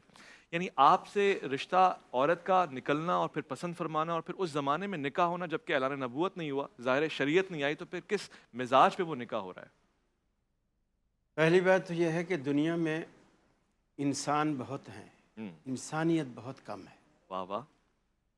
سیدہ خدیجہ الکبریٰ نے یہی چیز ڈھونڈی رسول اکرم صلی اللہ علیہ وسلم میں. نبوت سے پہلے جو آپ میں جوہر تھا وہ انسانیت کا جوہر تھا. جب آپ نے اپنا مال تجارت دیا، اور جب جس طرح پھر آپ نے واپس آ کر حساب دیا، بتایا، تو وہ سمجھ گئیں کہ یہ کوئی خاندانی ہی کوئی ایسا کام کر سکتا ہے، یہ ان کی تربیت کسی عام آدمی نے نہیں کی. اور یقیناً پیغمبر اپنے بچپن سے اللہ رب العالمین کے حصار میں ہوتا ہے، اللہ اکبر، اور وہ اللہ رب العالمین کسی کو پتہ بھی نہیں لگنے دیتا، اور اس کی ہر طرح سے رکھوالی، اور ادھر جانا ہے ادھر نہیں جانا، ہر طرح سے رہنمائی پیغمبر کر رہا ہوتا ہے. پھر آپ نے جس ایمانداری سے سیدہ خدیجہ کے کاروبار کو جو 4 چاند لگائے، وہ بھی ان کے سامنے تھا. تو پھر انہوں نے آپ کی یہ ایمانداری، یہ انسانیت، یہ خدا ترسی اور ہمدردی، لوگوں کے ساتھ صلہ رحمی، یہ ساری چیزیں دیکھی، جس کا اظہار انہوں نے اس وقت کیا جب رسول اکرم صلی اللہ علیہ وسلم غار حرا سے ڈرے ڈرے آئے اور گھبرائے گھبرائے آئے، اور فرمایا زملونی زملونی، مجھے چادر اڑاؤ، چادر یا اڑاؤ. ایھا المزمل، جی ہاں، مجھے چادر اڑاؤ. تو سیدہ خدیجہ نے جب چادر اڑا دی اور آپ نے سارے واقعے کا منظر کا نقشہ کھینچا، تو انہوں نے جو تسلی دی، تو انہوں نے پہلے جملے ان کے یہی تھے کہ کلا واللہ لا یخزیک اللہ ابدا، اللہ کی قسم اللہ آپ کو کبھی ضائع کرے گا ہی نہیں.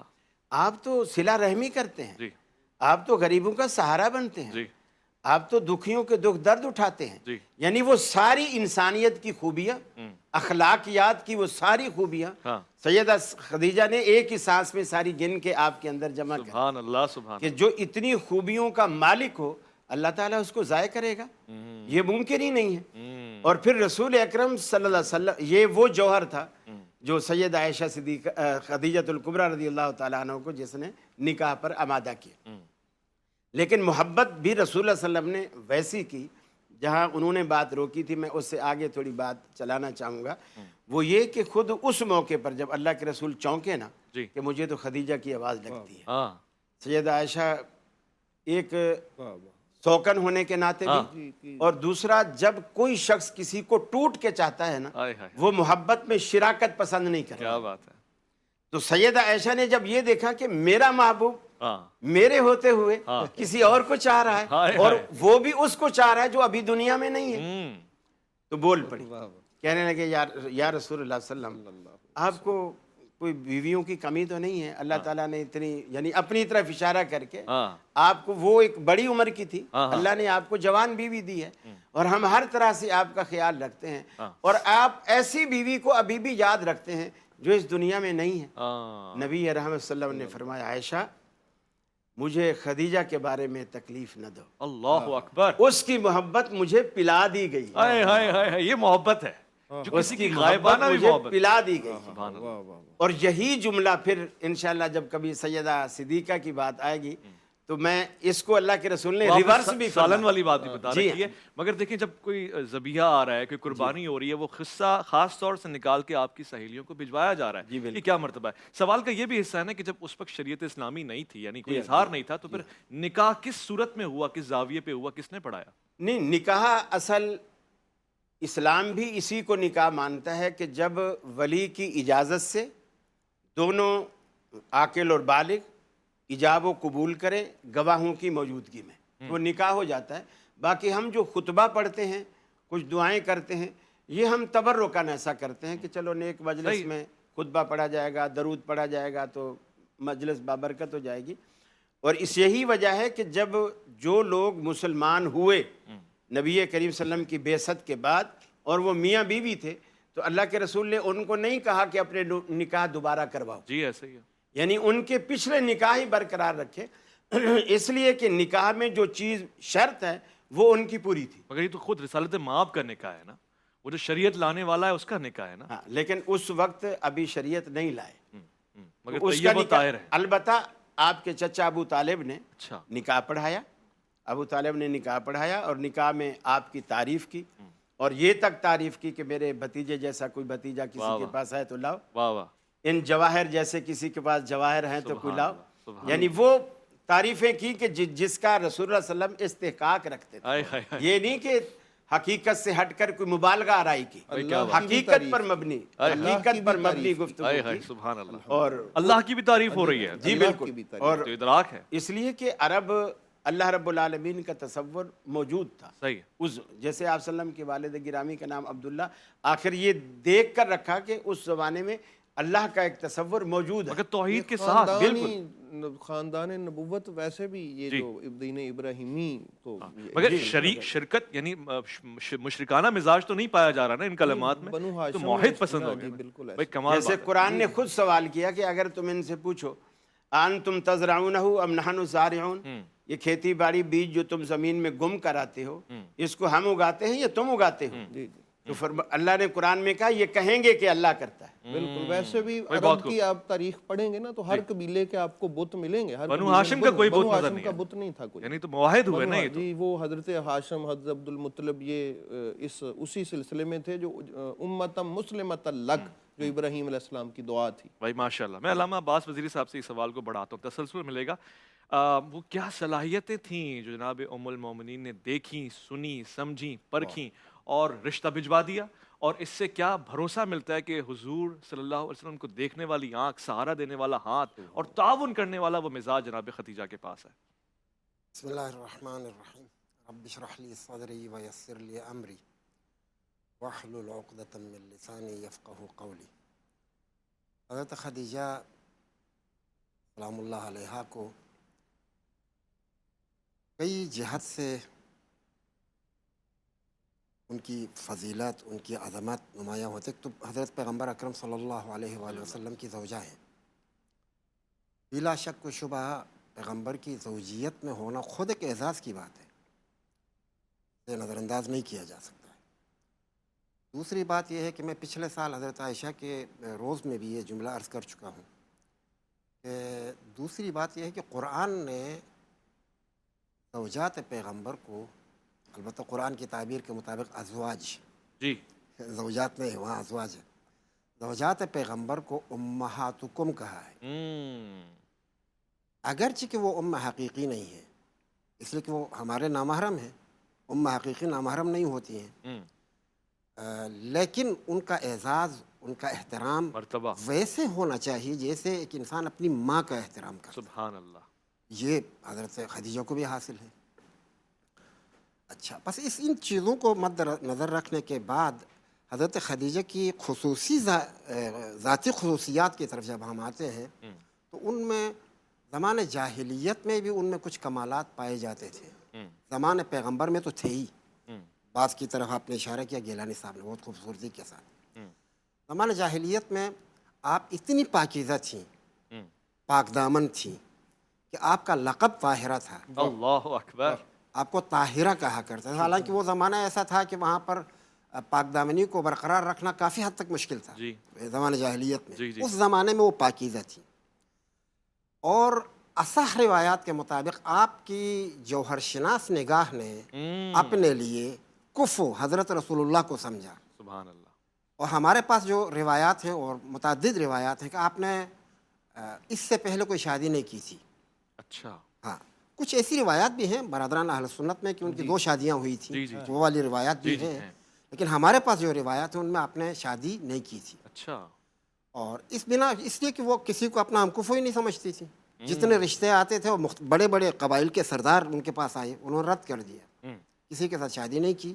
اور اپنے لیے حضرت رسول اللہ کا انتخاب کیا. سبحان اللہ. جناب خلیل الرحمن صاحب نے بہت خوبصورتی کے ساتھ ابھی بعض مطالب کی طرف اشارہ کر دیا کہ حضرت خدیجہ نے حضرت پیغمبر کو جب مال تجارت دے کر شام بھیجا اور اس کے ساتھ اپنا غلام بھی ساتھ کیا تھا، اور غلام آہستہ سے اس حضرت پیغمبر کو جج کر رہا تھا. یہ اس کو ڈیوٹی دی گئی تھی کہ آپ اس کو دیکھ لیں کہ کیا کرتا ہے، اس کی خلوتیں کیسی ہیں، جلوتیں کیسی ہیں، امانت داری کیسی ہے، معاملہ کیسے کرتا ہے، وہ سب چیزوں کو دیکھ رہا تھا. اس دوران میں 2 راہبوں سے ان کی ملاقات بھی ہوئی اچھا اس سفر میں، اور انہوں نے آپ کے نبی ہونے کی گواہی بھی دی کہ آپ نبی ہیں، نبی خاتم ہیں. اور غلام نے یہ سب باتیں نوٹ کی. واپس آئے، جب واپس آئے تو حضرت پیغمبر اکرم نے بہت بڑا منافع جو آج تک اس مدت میں ان کو حاصل نہیں ہوا تھا، وہ حضرت پیغمبر نے ان کو دے دیا. اور پھر آپ جب گفتگو کرتے تھے تو اپنی نگاہیں ہمیشہ جھکائے ہوئے حالت میں گفتگو کرتے تھے پیغمبر اکرم. سبحان اللہ. وہ شہرت جو حضرت پیغمبر کو صادق و امین کے عنوان سے حاصل تھی، وہ حضرت خدیجہ پریکٹیکلی دیکھتی تھیں. ان کی نگاہ خیانت نہیں کرتی ہے، ان کی گفتگو میں امانت داری ہے. اللہ اکبر. تو یہ سب چیزیں اس نے دیکھی، اور پھر جب اس کے غلام نے اسے خبر دے دی تو اسے یقین ہوا کہ اس سے بہتر کوئی فرد بشر کرۂ ارض کے اوپر نہیں ہے، موجود ہی نہیں ہے. سبحان اور اللہ. یہ اس کی بلند ظرفی ہے، بلند نگاہی ہے کہ اس نے اسی کو انتخاب کیا اور انتظار نہیں کیا کہ ادھر سے رشتہ آئے، بلکہ انہوں نے خود سے رشتہ بھیجا. اللہ اکبر. یہ اس زمانے کے روایات کے خلاف شاید آج بھی جی ایسے ہی آج کے روایات بھی ایسے نہیں ہیں کہ کوئی خاتون اپنا رشتہ خود بھیجے. معروف نہیں ہے یا معروف ایسا نہیں ہے. اگر ہو بھی جائے تو خفیتاً ہو سکتا ہے، لیکن علی الاعلان کوئی اس طرح کرے مشکل ہے. جی. تو یہ حضرت خدیجہ نے ایسا کیا. اور اس زمانے میں، زمانے جاہلیت میں بھی حضرت خدیجہ کا پاکیزہ ہونا اور اس کی نگاہوں میں تیزی ہونا اور ایک اچھی مینیجر، یعنی اس زمانے میں دیکھیے کہ سرمایہ دار خواتین تھی نہیں. پہلے تو خواتین کو کوئی حیثیت حاصل نہیں تھی، اور اگر کوئی ہیں بھی تو اس معیار کی کوئی خاتون نہیں تھی. کیا ملکہ ہیں، ملکۃ العرب. تو یہ خود ان کے ذہانت اور ان کی ہوشیاری کی علامت ہے کہ وہ ذہین اور فطین خاتون ہیں. سبحان اللہ. اور اس ذہانت اور فطانت کے ساتھ طہارت بھی ہے، اس لیے آپ کو طاہرہ کہا جا رہا ہے. کیا بات ہے. یہ بڑی باکمال خاتون. جب یہ حضرت پیغمبر کے ساتھ ان کا عقد ہوا تو اب اس کے بعد کا جو ان کا دور ہے وہ اور زیادہ نکھر وہ میں سننا چاہوں گا. اس میں لطافت ہے، عمدگی ہے، اور میری طلب اور تشنگی اس بات کا تقاضا کر رہی ہے. یہ میں سنوں گا. مفتی صاحب کے پاس آؤں گا، علامہ صاحب کے پاس. ایک مختصر سے وقفہ لے رہا ہوں، ذہن من میں لوٹ کر آؤں گا اور اس میں مزید گفتگو کرنے کا خواہش مند ہوں. آپ نے آنا ہے، آپ کا انتظار جاری ہو. ساری عرفان رمضان، عرفان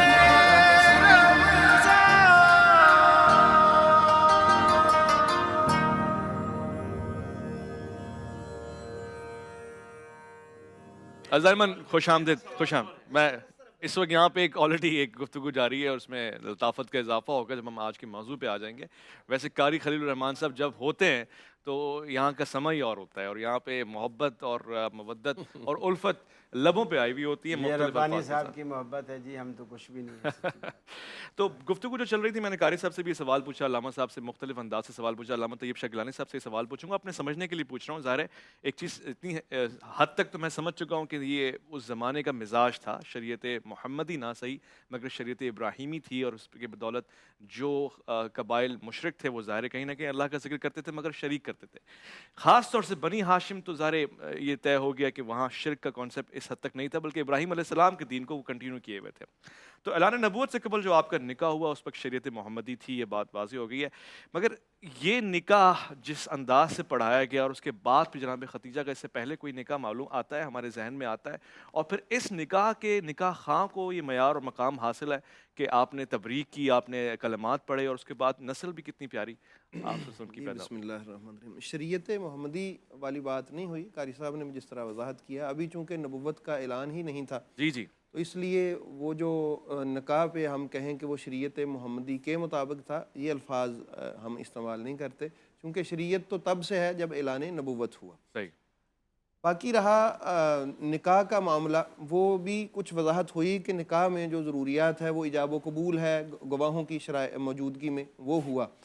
اور اس کی جو خوبصورتی ہے وہ بیان بھی کی کہ حضرت جناب سیدنا ابو طالب نے جو خطبہ ارشاد فرمایا وہاں پر کھڑے ہو کر، اس میں انہوں نے جو کہا تھا کہ الحمدللہ الذی جعلنا من ذریۃ ابراہیم وزرع اسماعیل، کہ ہم اس اللہ کی حمد کرتے ہیں، حمد بجا لاتے ہیں اللہ رب العالمین کی، کہ جس نے ہمیں ابراہیم علیہ السلام کی اولاد سے اور اسماعیل علیہ السلام کی کھیتی سے بنایا ہے۔ اس بات پہ بھی ہم اللہ کی حمد کرتے ہیں، یعنی ابراہیم علیہ السلام کی نسبت پہ وہاں کھڑے ہو کے اللہ کی بارگاہ میں شکریہ ادا کر رہے ہیں۔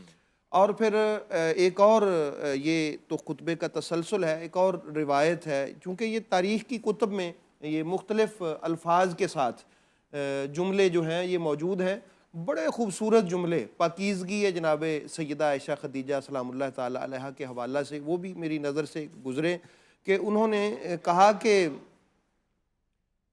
ان ابن اخینا خاطبن، یعنی وہ جو خواستگاری کر رہا ہے، نکاح کے لیے کہہ رہا ہے ہمارے بھائی کا بیٹا، کس کے لیے؟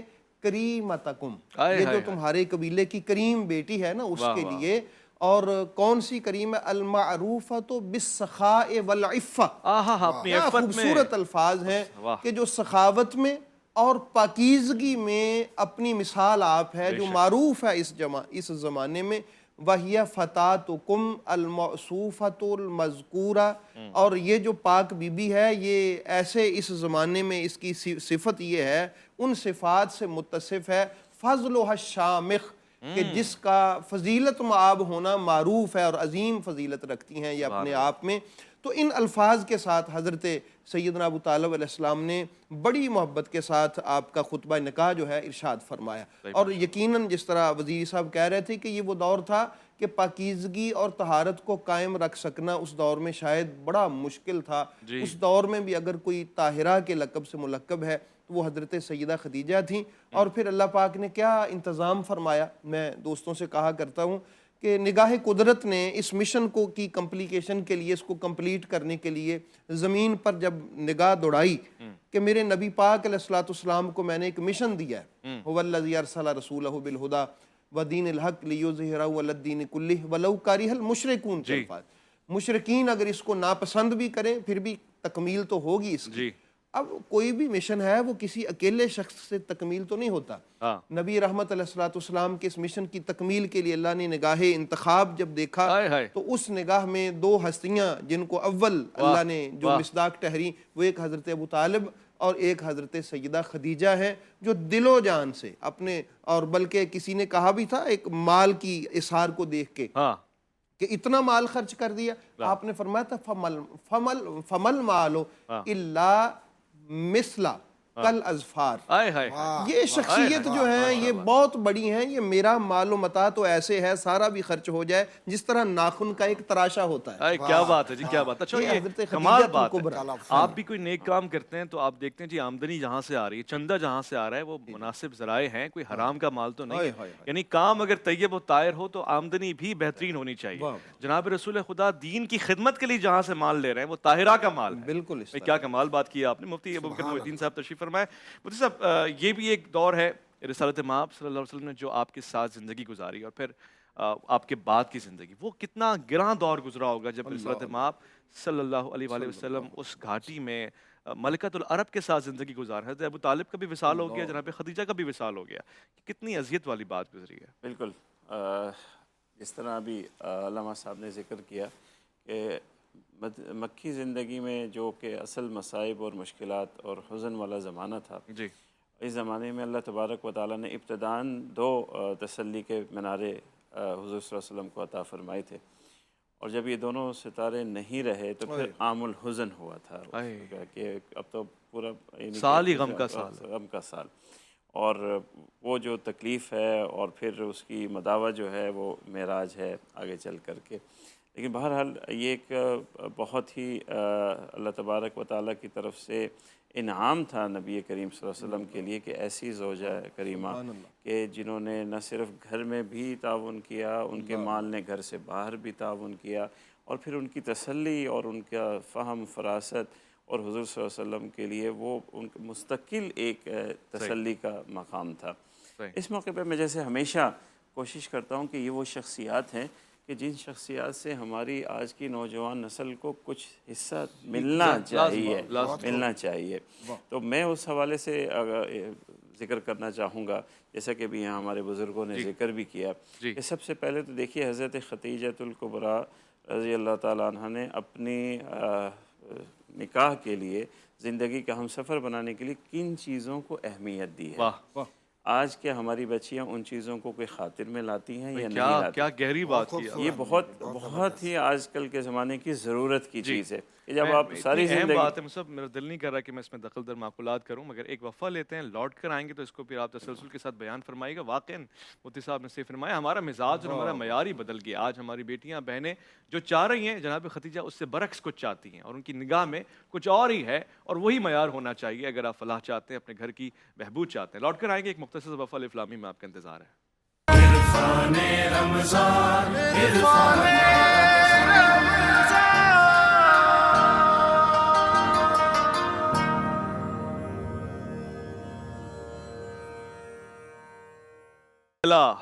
پھیلا تیرے دم سے رخ ہستی میں اجالا، ظلمات کو ایک صبح ابد رنگ بدل ڈالا.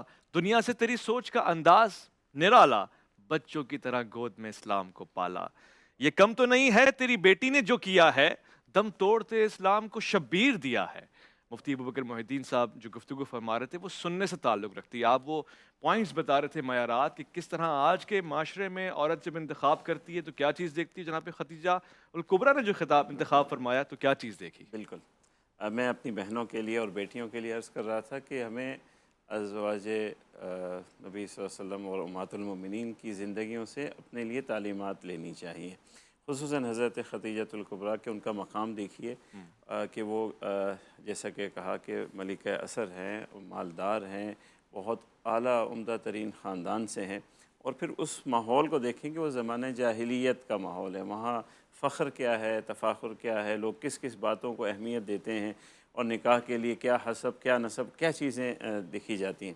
مگر ان ساری چیزوں سے قطع نظر ہو کر کے اپنی ذہن اور ذکاوت کی وجہ سے انہوں نے اپنے نکاح کے لیے جن چیزوں کو مد نظر رکھا، وہ چیزیں آج ہماری بچیوں اور بہنوں کو رکھنی چاہیے اپنی اولاد کے لیے، کہ وہ جن کی طرف اشارہ بھی ہوا کہ احترام، انسانیت، اور پھر امن، صداقت، اور پھر اس کے بعد حضور صلی اللہ علیہ وسلم کے اخلاق، یہ ساری چیزیں ہیں جو ہمیں کسی بھی انسان میں تلاش کرنی چاہیے. ویسے بھی رشتہ داری کے علاوہ بھی دوستی میں بھی ان چیزوں کا خیال رکھنا چاہیے کہ دیندار صحبت اختیار کی جائے. دوسری چیز یہ ہے جو بہت اہم، صحبت ویسے بہت اہم ہوتی ہے، جہاں بھی انبیاء کے ساتھ ذکر ہے کہ اللہ تعالیٰ نے محفوظ فرمایا والذین آمنوا معہ، اس صحبت کی بدولت انسان بچ جاتا ہے.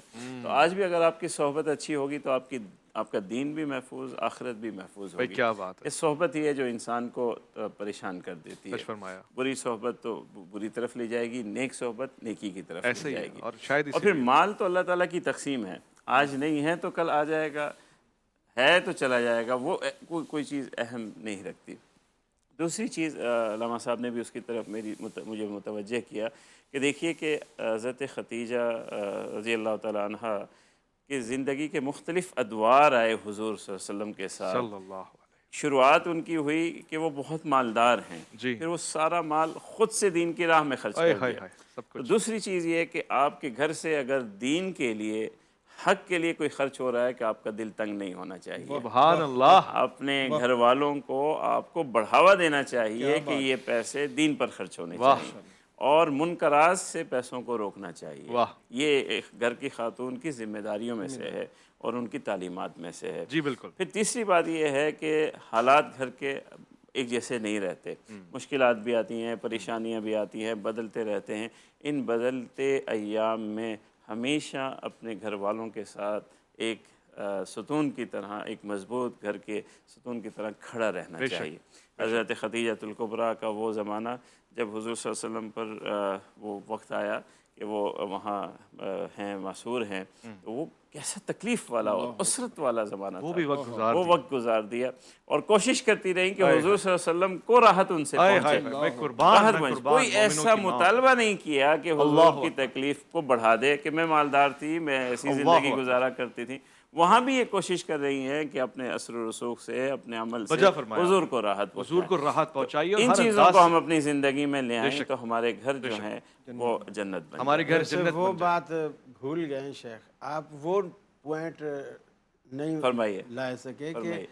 آپ کہنا چاہ رہے تھے کہ ہمیں اپنی بیٹیوں کے لیے یا ہماری رشتوں کے بیٹیوں لیے، کو اپنے رشتے کے لیے بالکل کیا چیز تلاش کرنی چاہیے، وہ چیز فرمائیے۔ نہیں آپ بتائیں، وہ تو آپ کے دل میں ہے، وہ نکالیں اس کو۔ نہیں یہ بات بڑی امپورٹنٹ ہے، حضرت نے یہ بتا دیا میں نے ایک اس کا مزاج اشارہ کیا کہ دینداری کو دیکھنا چاہیے، انتخاب کیا ہونا چاہیے، انتخاب آج کے دور میں دینداری ہونا چاہیے، خاندانی شرافت ہونی چاہیے، کف بھی بے شک ہونا چاہیے۔ دیکھیے جب ہم بچی سے بات کریں گے تو اور انداز ہے، بچی کو یہ ہم کہیں گے کہ وہ دینداری کو، اخلاق کو، تربیت کو سامنے رکھیں، اور جب ان کے والدین سے ہم بات کریں گے تو وہاں ہم ایک لفظ کا اضافہ کریں گے، کف کا بھی خیال رکھا جی ایسے ہی ہے، کف کا بھی خیال، والدین جو ہے کف کا جب خیال نہیں رکھتے تو بچیاں پریشان اور پھر بعد میں پریشانی ہوتی ہے، پھر شکایتیں ہوتی ہیں۔ مفتی ابوبکر محی الدین صاحب گفتگو فرما رہے تھے، قاری خلیل الرحمان صاحب کی طرف میں نے آنا ہے، میں قاری صاحب نے اپنا حصہ مفتی صاحب کو دے دیا، اب میں علامہ صاحب کی طرف جا سکتا ہوں، مگر قاری صاحب سے یہ سوال میں پوچھ لوں، اس کے بعد پھر ہم نعت کی طرف جائیں گے۔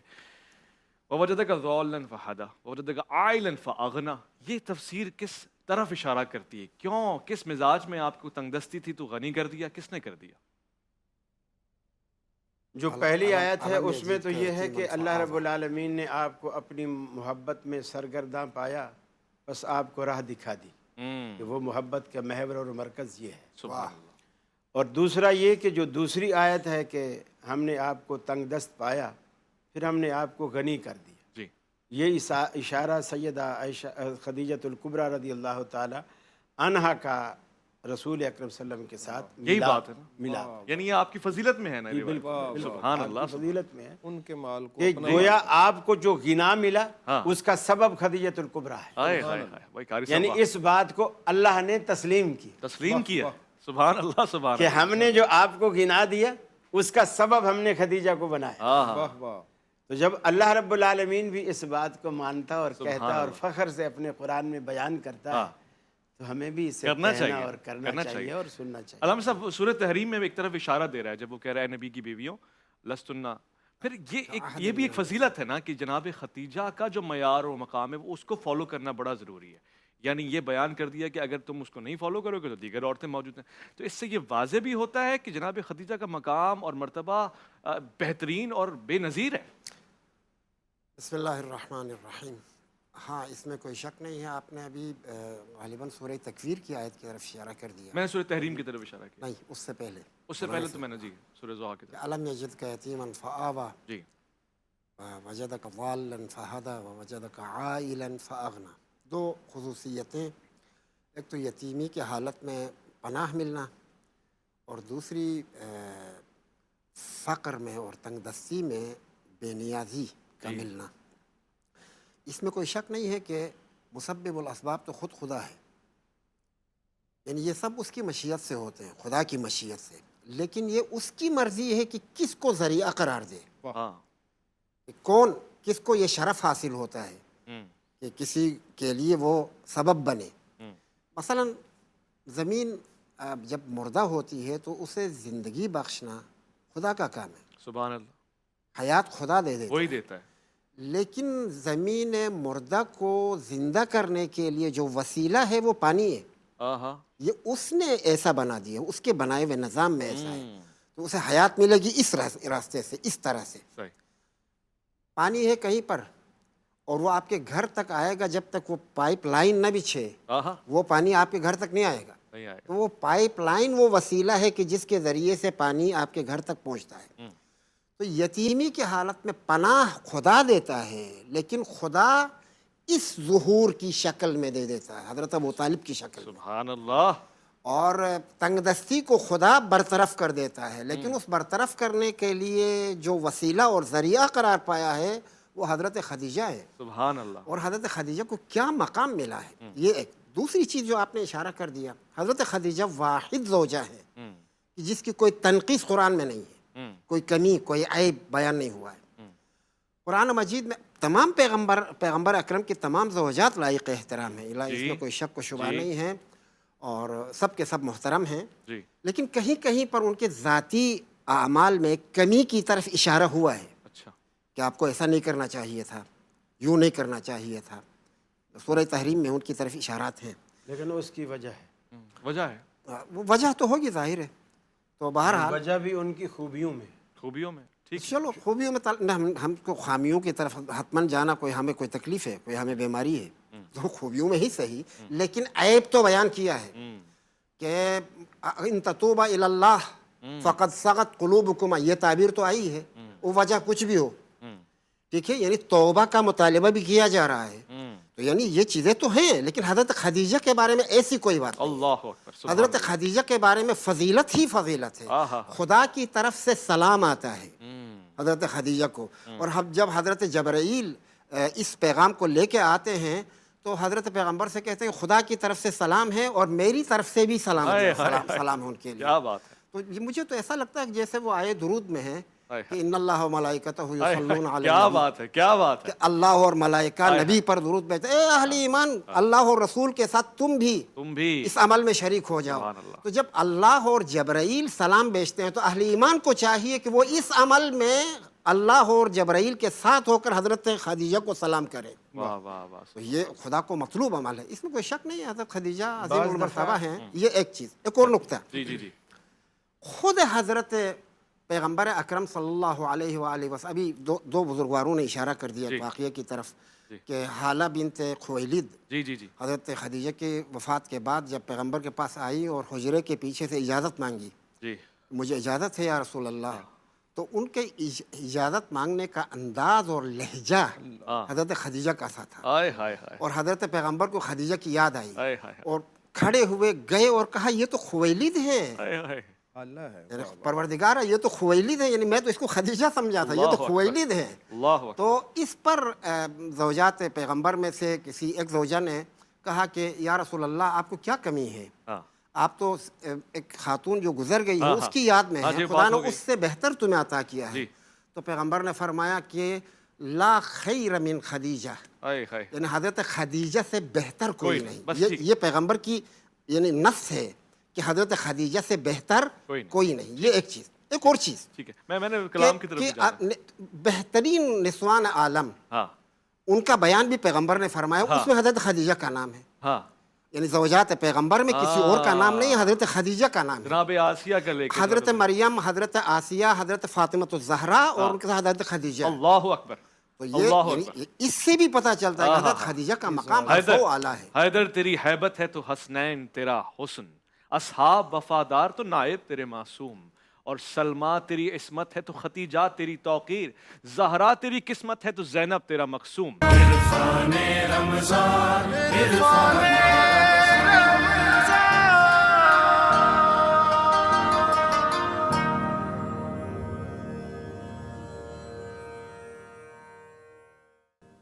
जी, आज अलिफ लाम मीम का ख़ासा ये है कि जब आप लोग वफ़े पे होते हैं तो उस वक्त यहाँ पर एक अलग ही मिजाज होता है। और ख़ुशी की बात यह है कि इल्म और मार्फत में इजाफ़ा हो रहा होता है, थोड़ा सा नज़ाकत भी होती है, नफासत तो एक ख़ासा ही है। और आज भी गुफ्तगू हो रही थी जनाब खतीजा रज़ियल्लाहु तआला अन्हा के हवाले से, आपके मनाक़िब बयान किए गए, आपके फ़ज़ाइल पढ़े गए।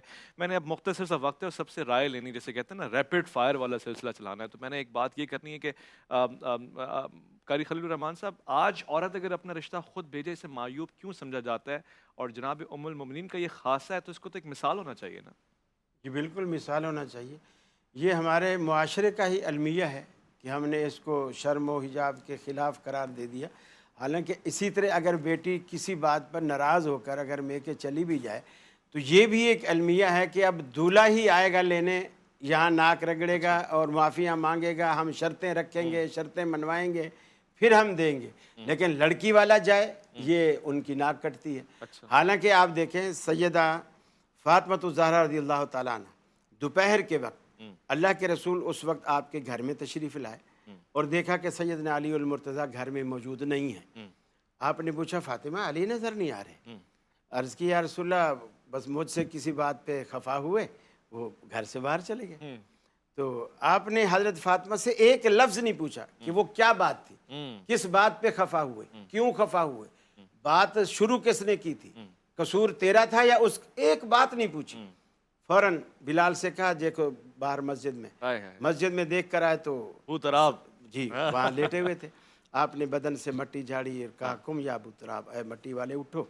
सैयदना अली मुर्तज़ा उठे, हालांकि उनकी कुनियत अबुल हसन थी, लेकिन रसूलुल्लाह सल्लल्लाहु अलैहि वसल्लम के मुंह मुबारक से निकले हुए ये अल्फाज इतने पसंद आए कि उन्होंने कुनियत ही इसी को बना दी। अल्लाहु अकबर। अब आपने हजरत अली को उठाया, हाथ पकड़ा और बेटी के घर ले आए। सुभान अल्लाह। पूरा रास्ता नहीं पूछा कि अली किस बात पे लड़ाई हुई थी, जी नाराजगी किस बात पे थी, जी कसूर तेरा था या ये कुरैते वो लोग हैं जिन लोगों ने बेटियों का घर नहीं बसाना। सही फरमा रहे, ठीक है। और जो बसाने वाले होते हैं, और ये रसूलुल्लाह सल्लम या इनकी नाक से ऊंची नाक, इनकी इज्जत से ऊंची इज्जत, इनके खानदान से ऊंचा खानदान दुनिया में कौन हो सकता है? आप दामाद का हाथ पकड़ के घर ला रहे हैं। अल्लाह अकबर। अल्लाह साहब कितनी खूबसूरत मिसाल है। आप इस इत्तेफाक तो करते हैं ना कि जब नाचाती हो जाए मियाँ बीवी में, और जो मिसाल दी कि जनाब अली और जनाब फातिमा में अगर नाचाती हो रही तो खुद रसूलुल्लाह लेकर आ रहे हैं, ये कहाँ आजकल पाया जाता है? आप बिस्मिल्लाहिर्रहमानिर्रहीम, आपका जो सवाल जनाब कारी खलीलुर रहमान साहब से था वो ये था कि हज़रत खदीजा ने ख़ुद से प्रपोज़ किया है पैगंबर के लिए रिश्ते का, तो क्या ये अच्छा अमल था या नहीं? यहाँ से जनाब कारी साहब कहीं और इनकी उड़ान जो है वो चली गई। हालांकि इसको इसी दायरे के अंदर गुफ्तगू करनी चाहिए थी। ये इनकी अचानक उड़ान कहीं और चली गई और कहा कि हज़रत पैगंबर आए फातिमा ज़हरा के घर में और देखा अली नज़र नहीं आए, तो पूछा कहाँ हैं, तो वो किसी बात पे नाराज़ हुए हैं और वो चले, उसको ढूंढते हुए गए, मस्जिद में लेटे हुए थे, अबा तुराब कहा, उठाया, कुछ पूछे बगैर वापस लाया, घर में बिठा दिया। पूरी कहानी जाली है और कहीं पर साबित नहीं है कि पूरी इज़्दिवाजी ज़िंदगी में हज़रत फातिमा ज़हरा एक लहजे के लिए हज़रत अली से नाराज़ हुई। अल्लाह अकबर, सुभान एक लहजे के लिए। यहाँ फातिमा नाराज़ नहीं हुई, दोनों तरफ़ैन ना अली नाराज़ हुए हैं ना फातिमा, और बल्कि हज़रत अमीर अल-मोमिनीन अली इब्न अबी तालिब ने। मेरी उड़ान तो आज़ाद आपने करी दी, तो फिर थोड़ा सा आज़ाद होने भी दें थोड़ा सा।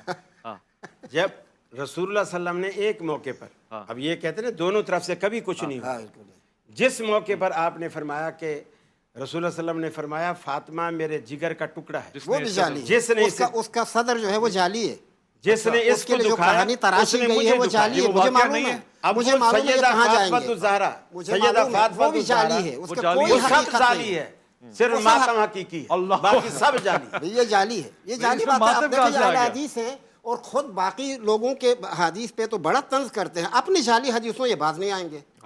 मैं आपकी रिवायत की बात नहीं कर रहा, हमारे यहाँ जो हदीस का ज़ख़ीरा है रसूलुल्लाह सल्लम के पास जाली करार दिया सैयदा फातिमा रज़ियल्लाहु ताला अन्हा की, या रसूलल्लाह ठीक है, वो जो है दूसरा निकाह कर रहे हैं। सही है, ठीक है, वाज़ेह। मैं गुफ्तगू तो जनाब खदीजा के बारे में, आपके यहाँ भी मुस्तनद नहीं है भाई। अल्लामा साहब कारी साहब से मैं यही और आपने जाकर के कहा जनाब उम्मुल मोमिनीन हज़रत खदीजा रज़ियल्लाहु अन्हा के मकाम और उनकी बुलंदी को हम कोशिश कर रहे हैं कि समझा जाए। और आज मैं सवाल भी इसलिए पूछ रहा था कि आज हमारी बेटी अगर किसी को पसंद करे तो वो कह दे कि जी ये मुझे पसंद है, माँ बाप को तो कह दे, मुझसे वैसे इत्तेफाक करते ताकि मैं वफ़े पे जाऊँ, बात कहीं और न चली जाए। वो एक बात जो दोनों बुजुर्गों से रह गई वो तो कर दे कि देखिए कुछ माहौल का और रस्म व रवाज भी हो जाए, सही, जो अखलाकी अक़दार हमारे मुआशरे के हैं, जो उर्फ़ हैं, अगर शरीयत से मुखालिफ नहीं है तो उनकी पाबंदी कोई बुरी बात नहीं। अच्छा, सही। और अगर कोई खातून अपने अहले खाना या वालिदैन से कोई ख्वाहिश का इजहार करती है तो ये खिलाफ शरअ। बहुत शुक्रिया मुफ्ती अबूबकर मुहिद्दीन साहब, अल्लामा तैयब शाह गिलानी साहब, अल्लामा अब्बास वज़ीरी, डॉक्टर कारी खलीलुर रहमान साहब। ख़वातीन हज़रात आपका भी शुक्रिया। मैं कुछ नहीं कहूँगा, मुझे पता है वक्त नहीं है और हमने लौट कर आना है। आप लौट कर आएँ, दस्तरखान पे बैठेंगे, आज उलमा किराम भी तशरीफ़ फरमा होंगे। अपना ख्याल रखें, इस्लामी में आपका इंतज़ार रहेगा।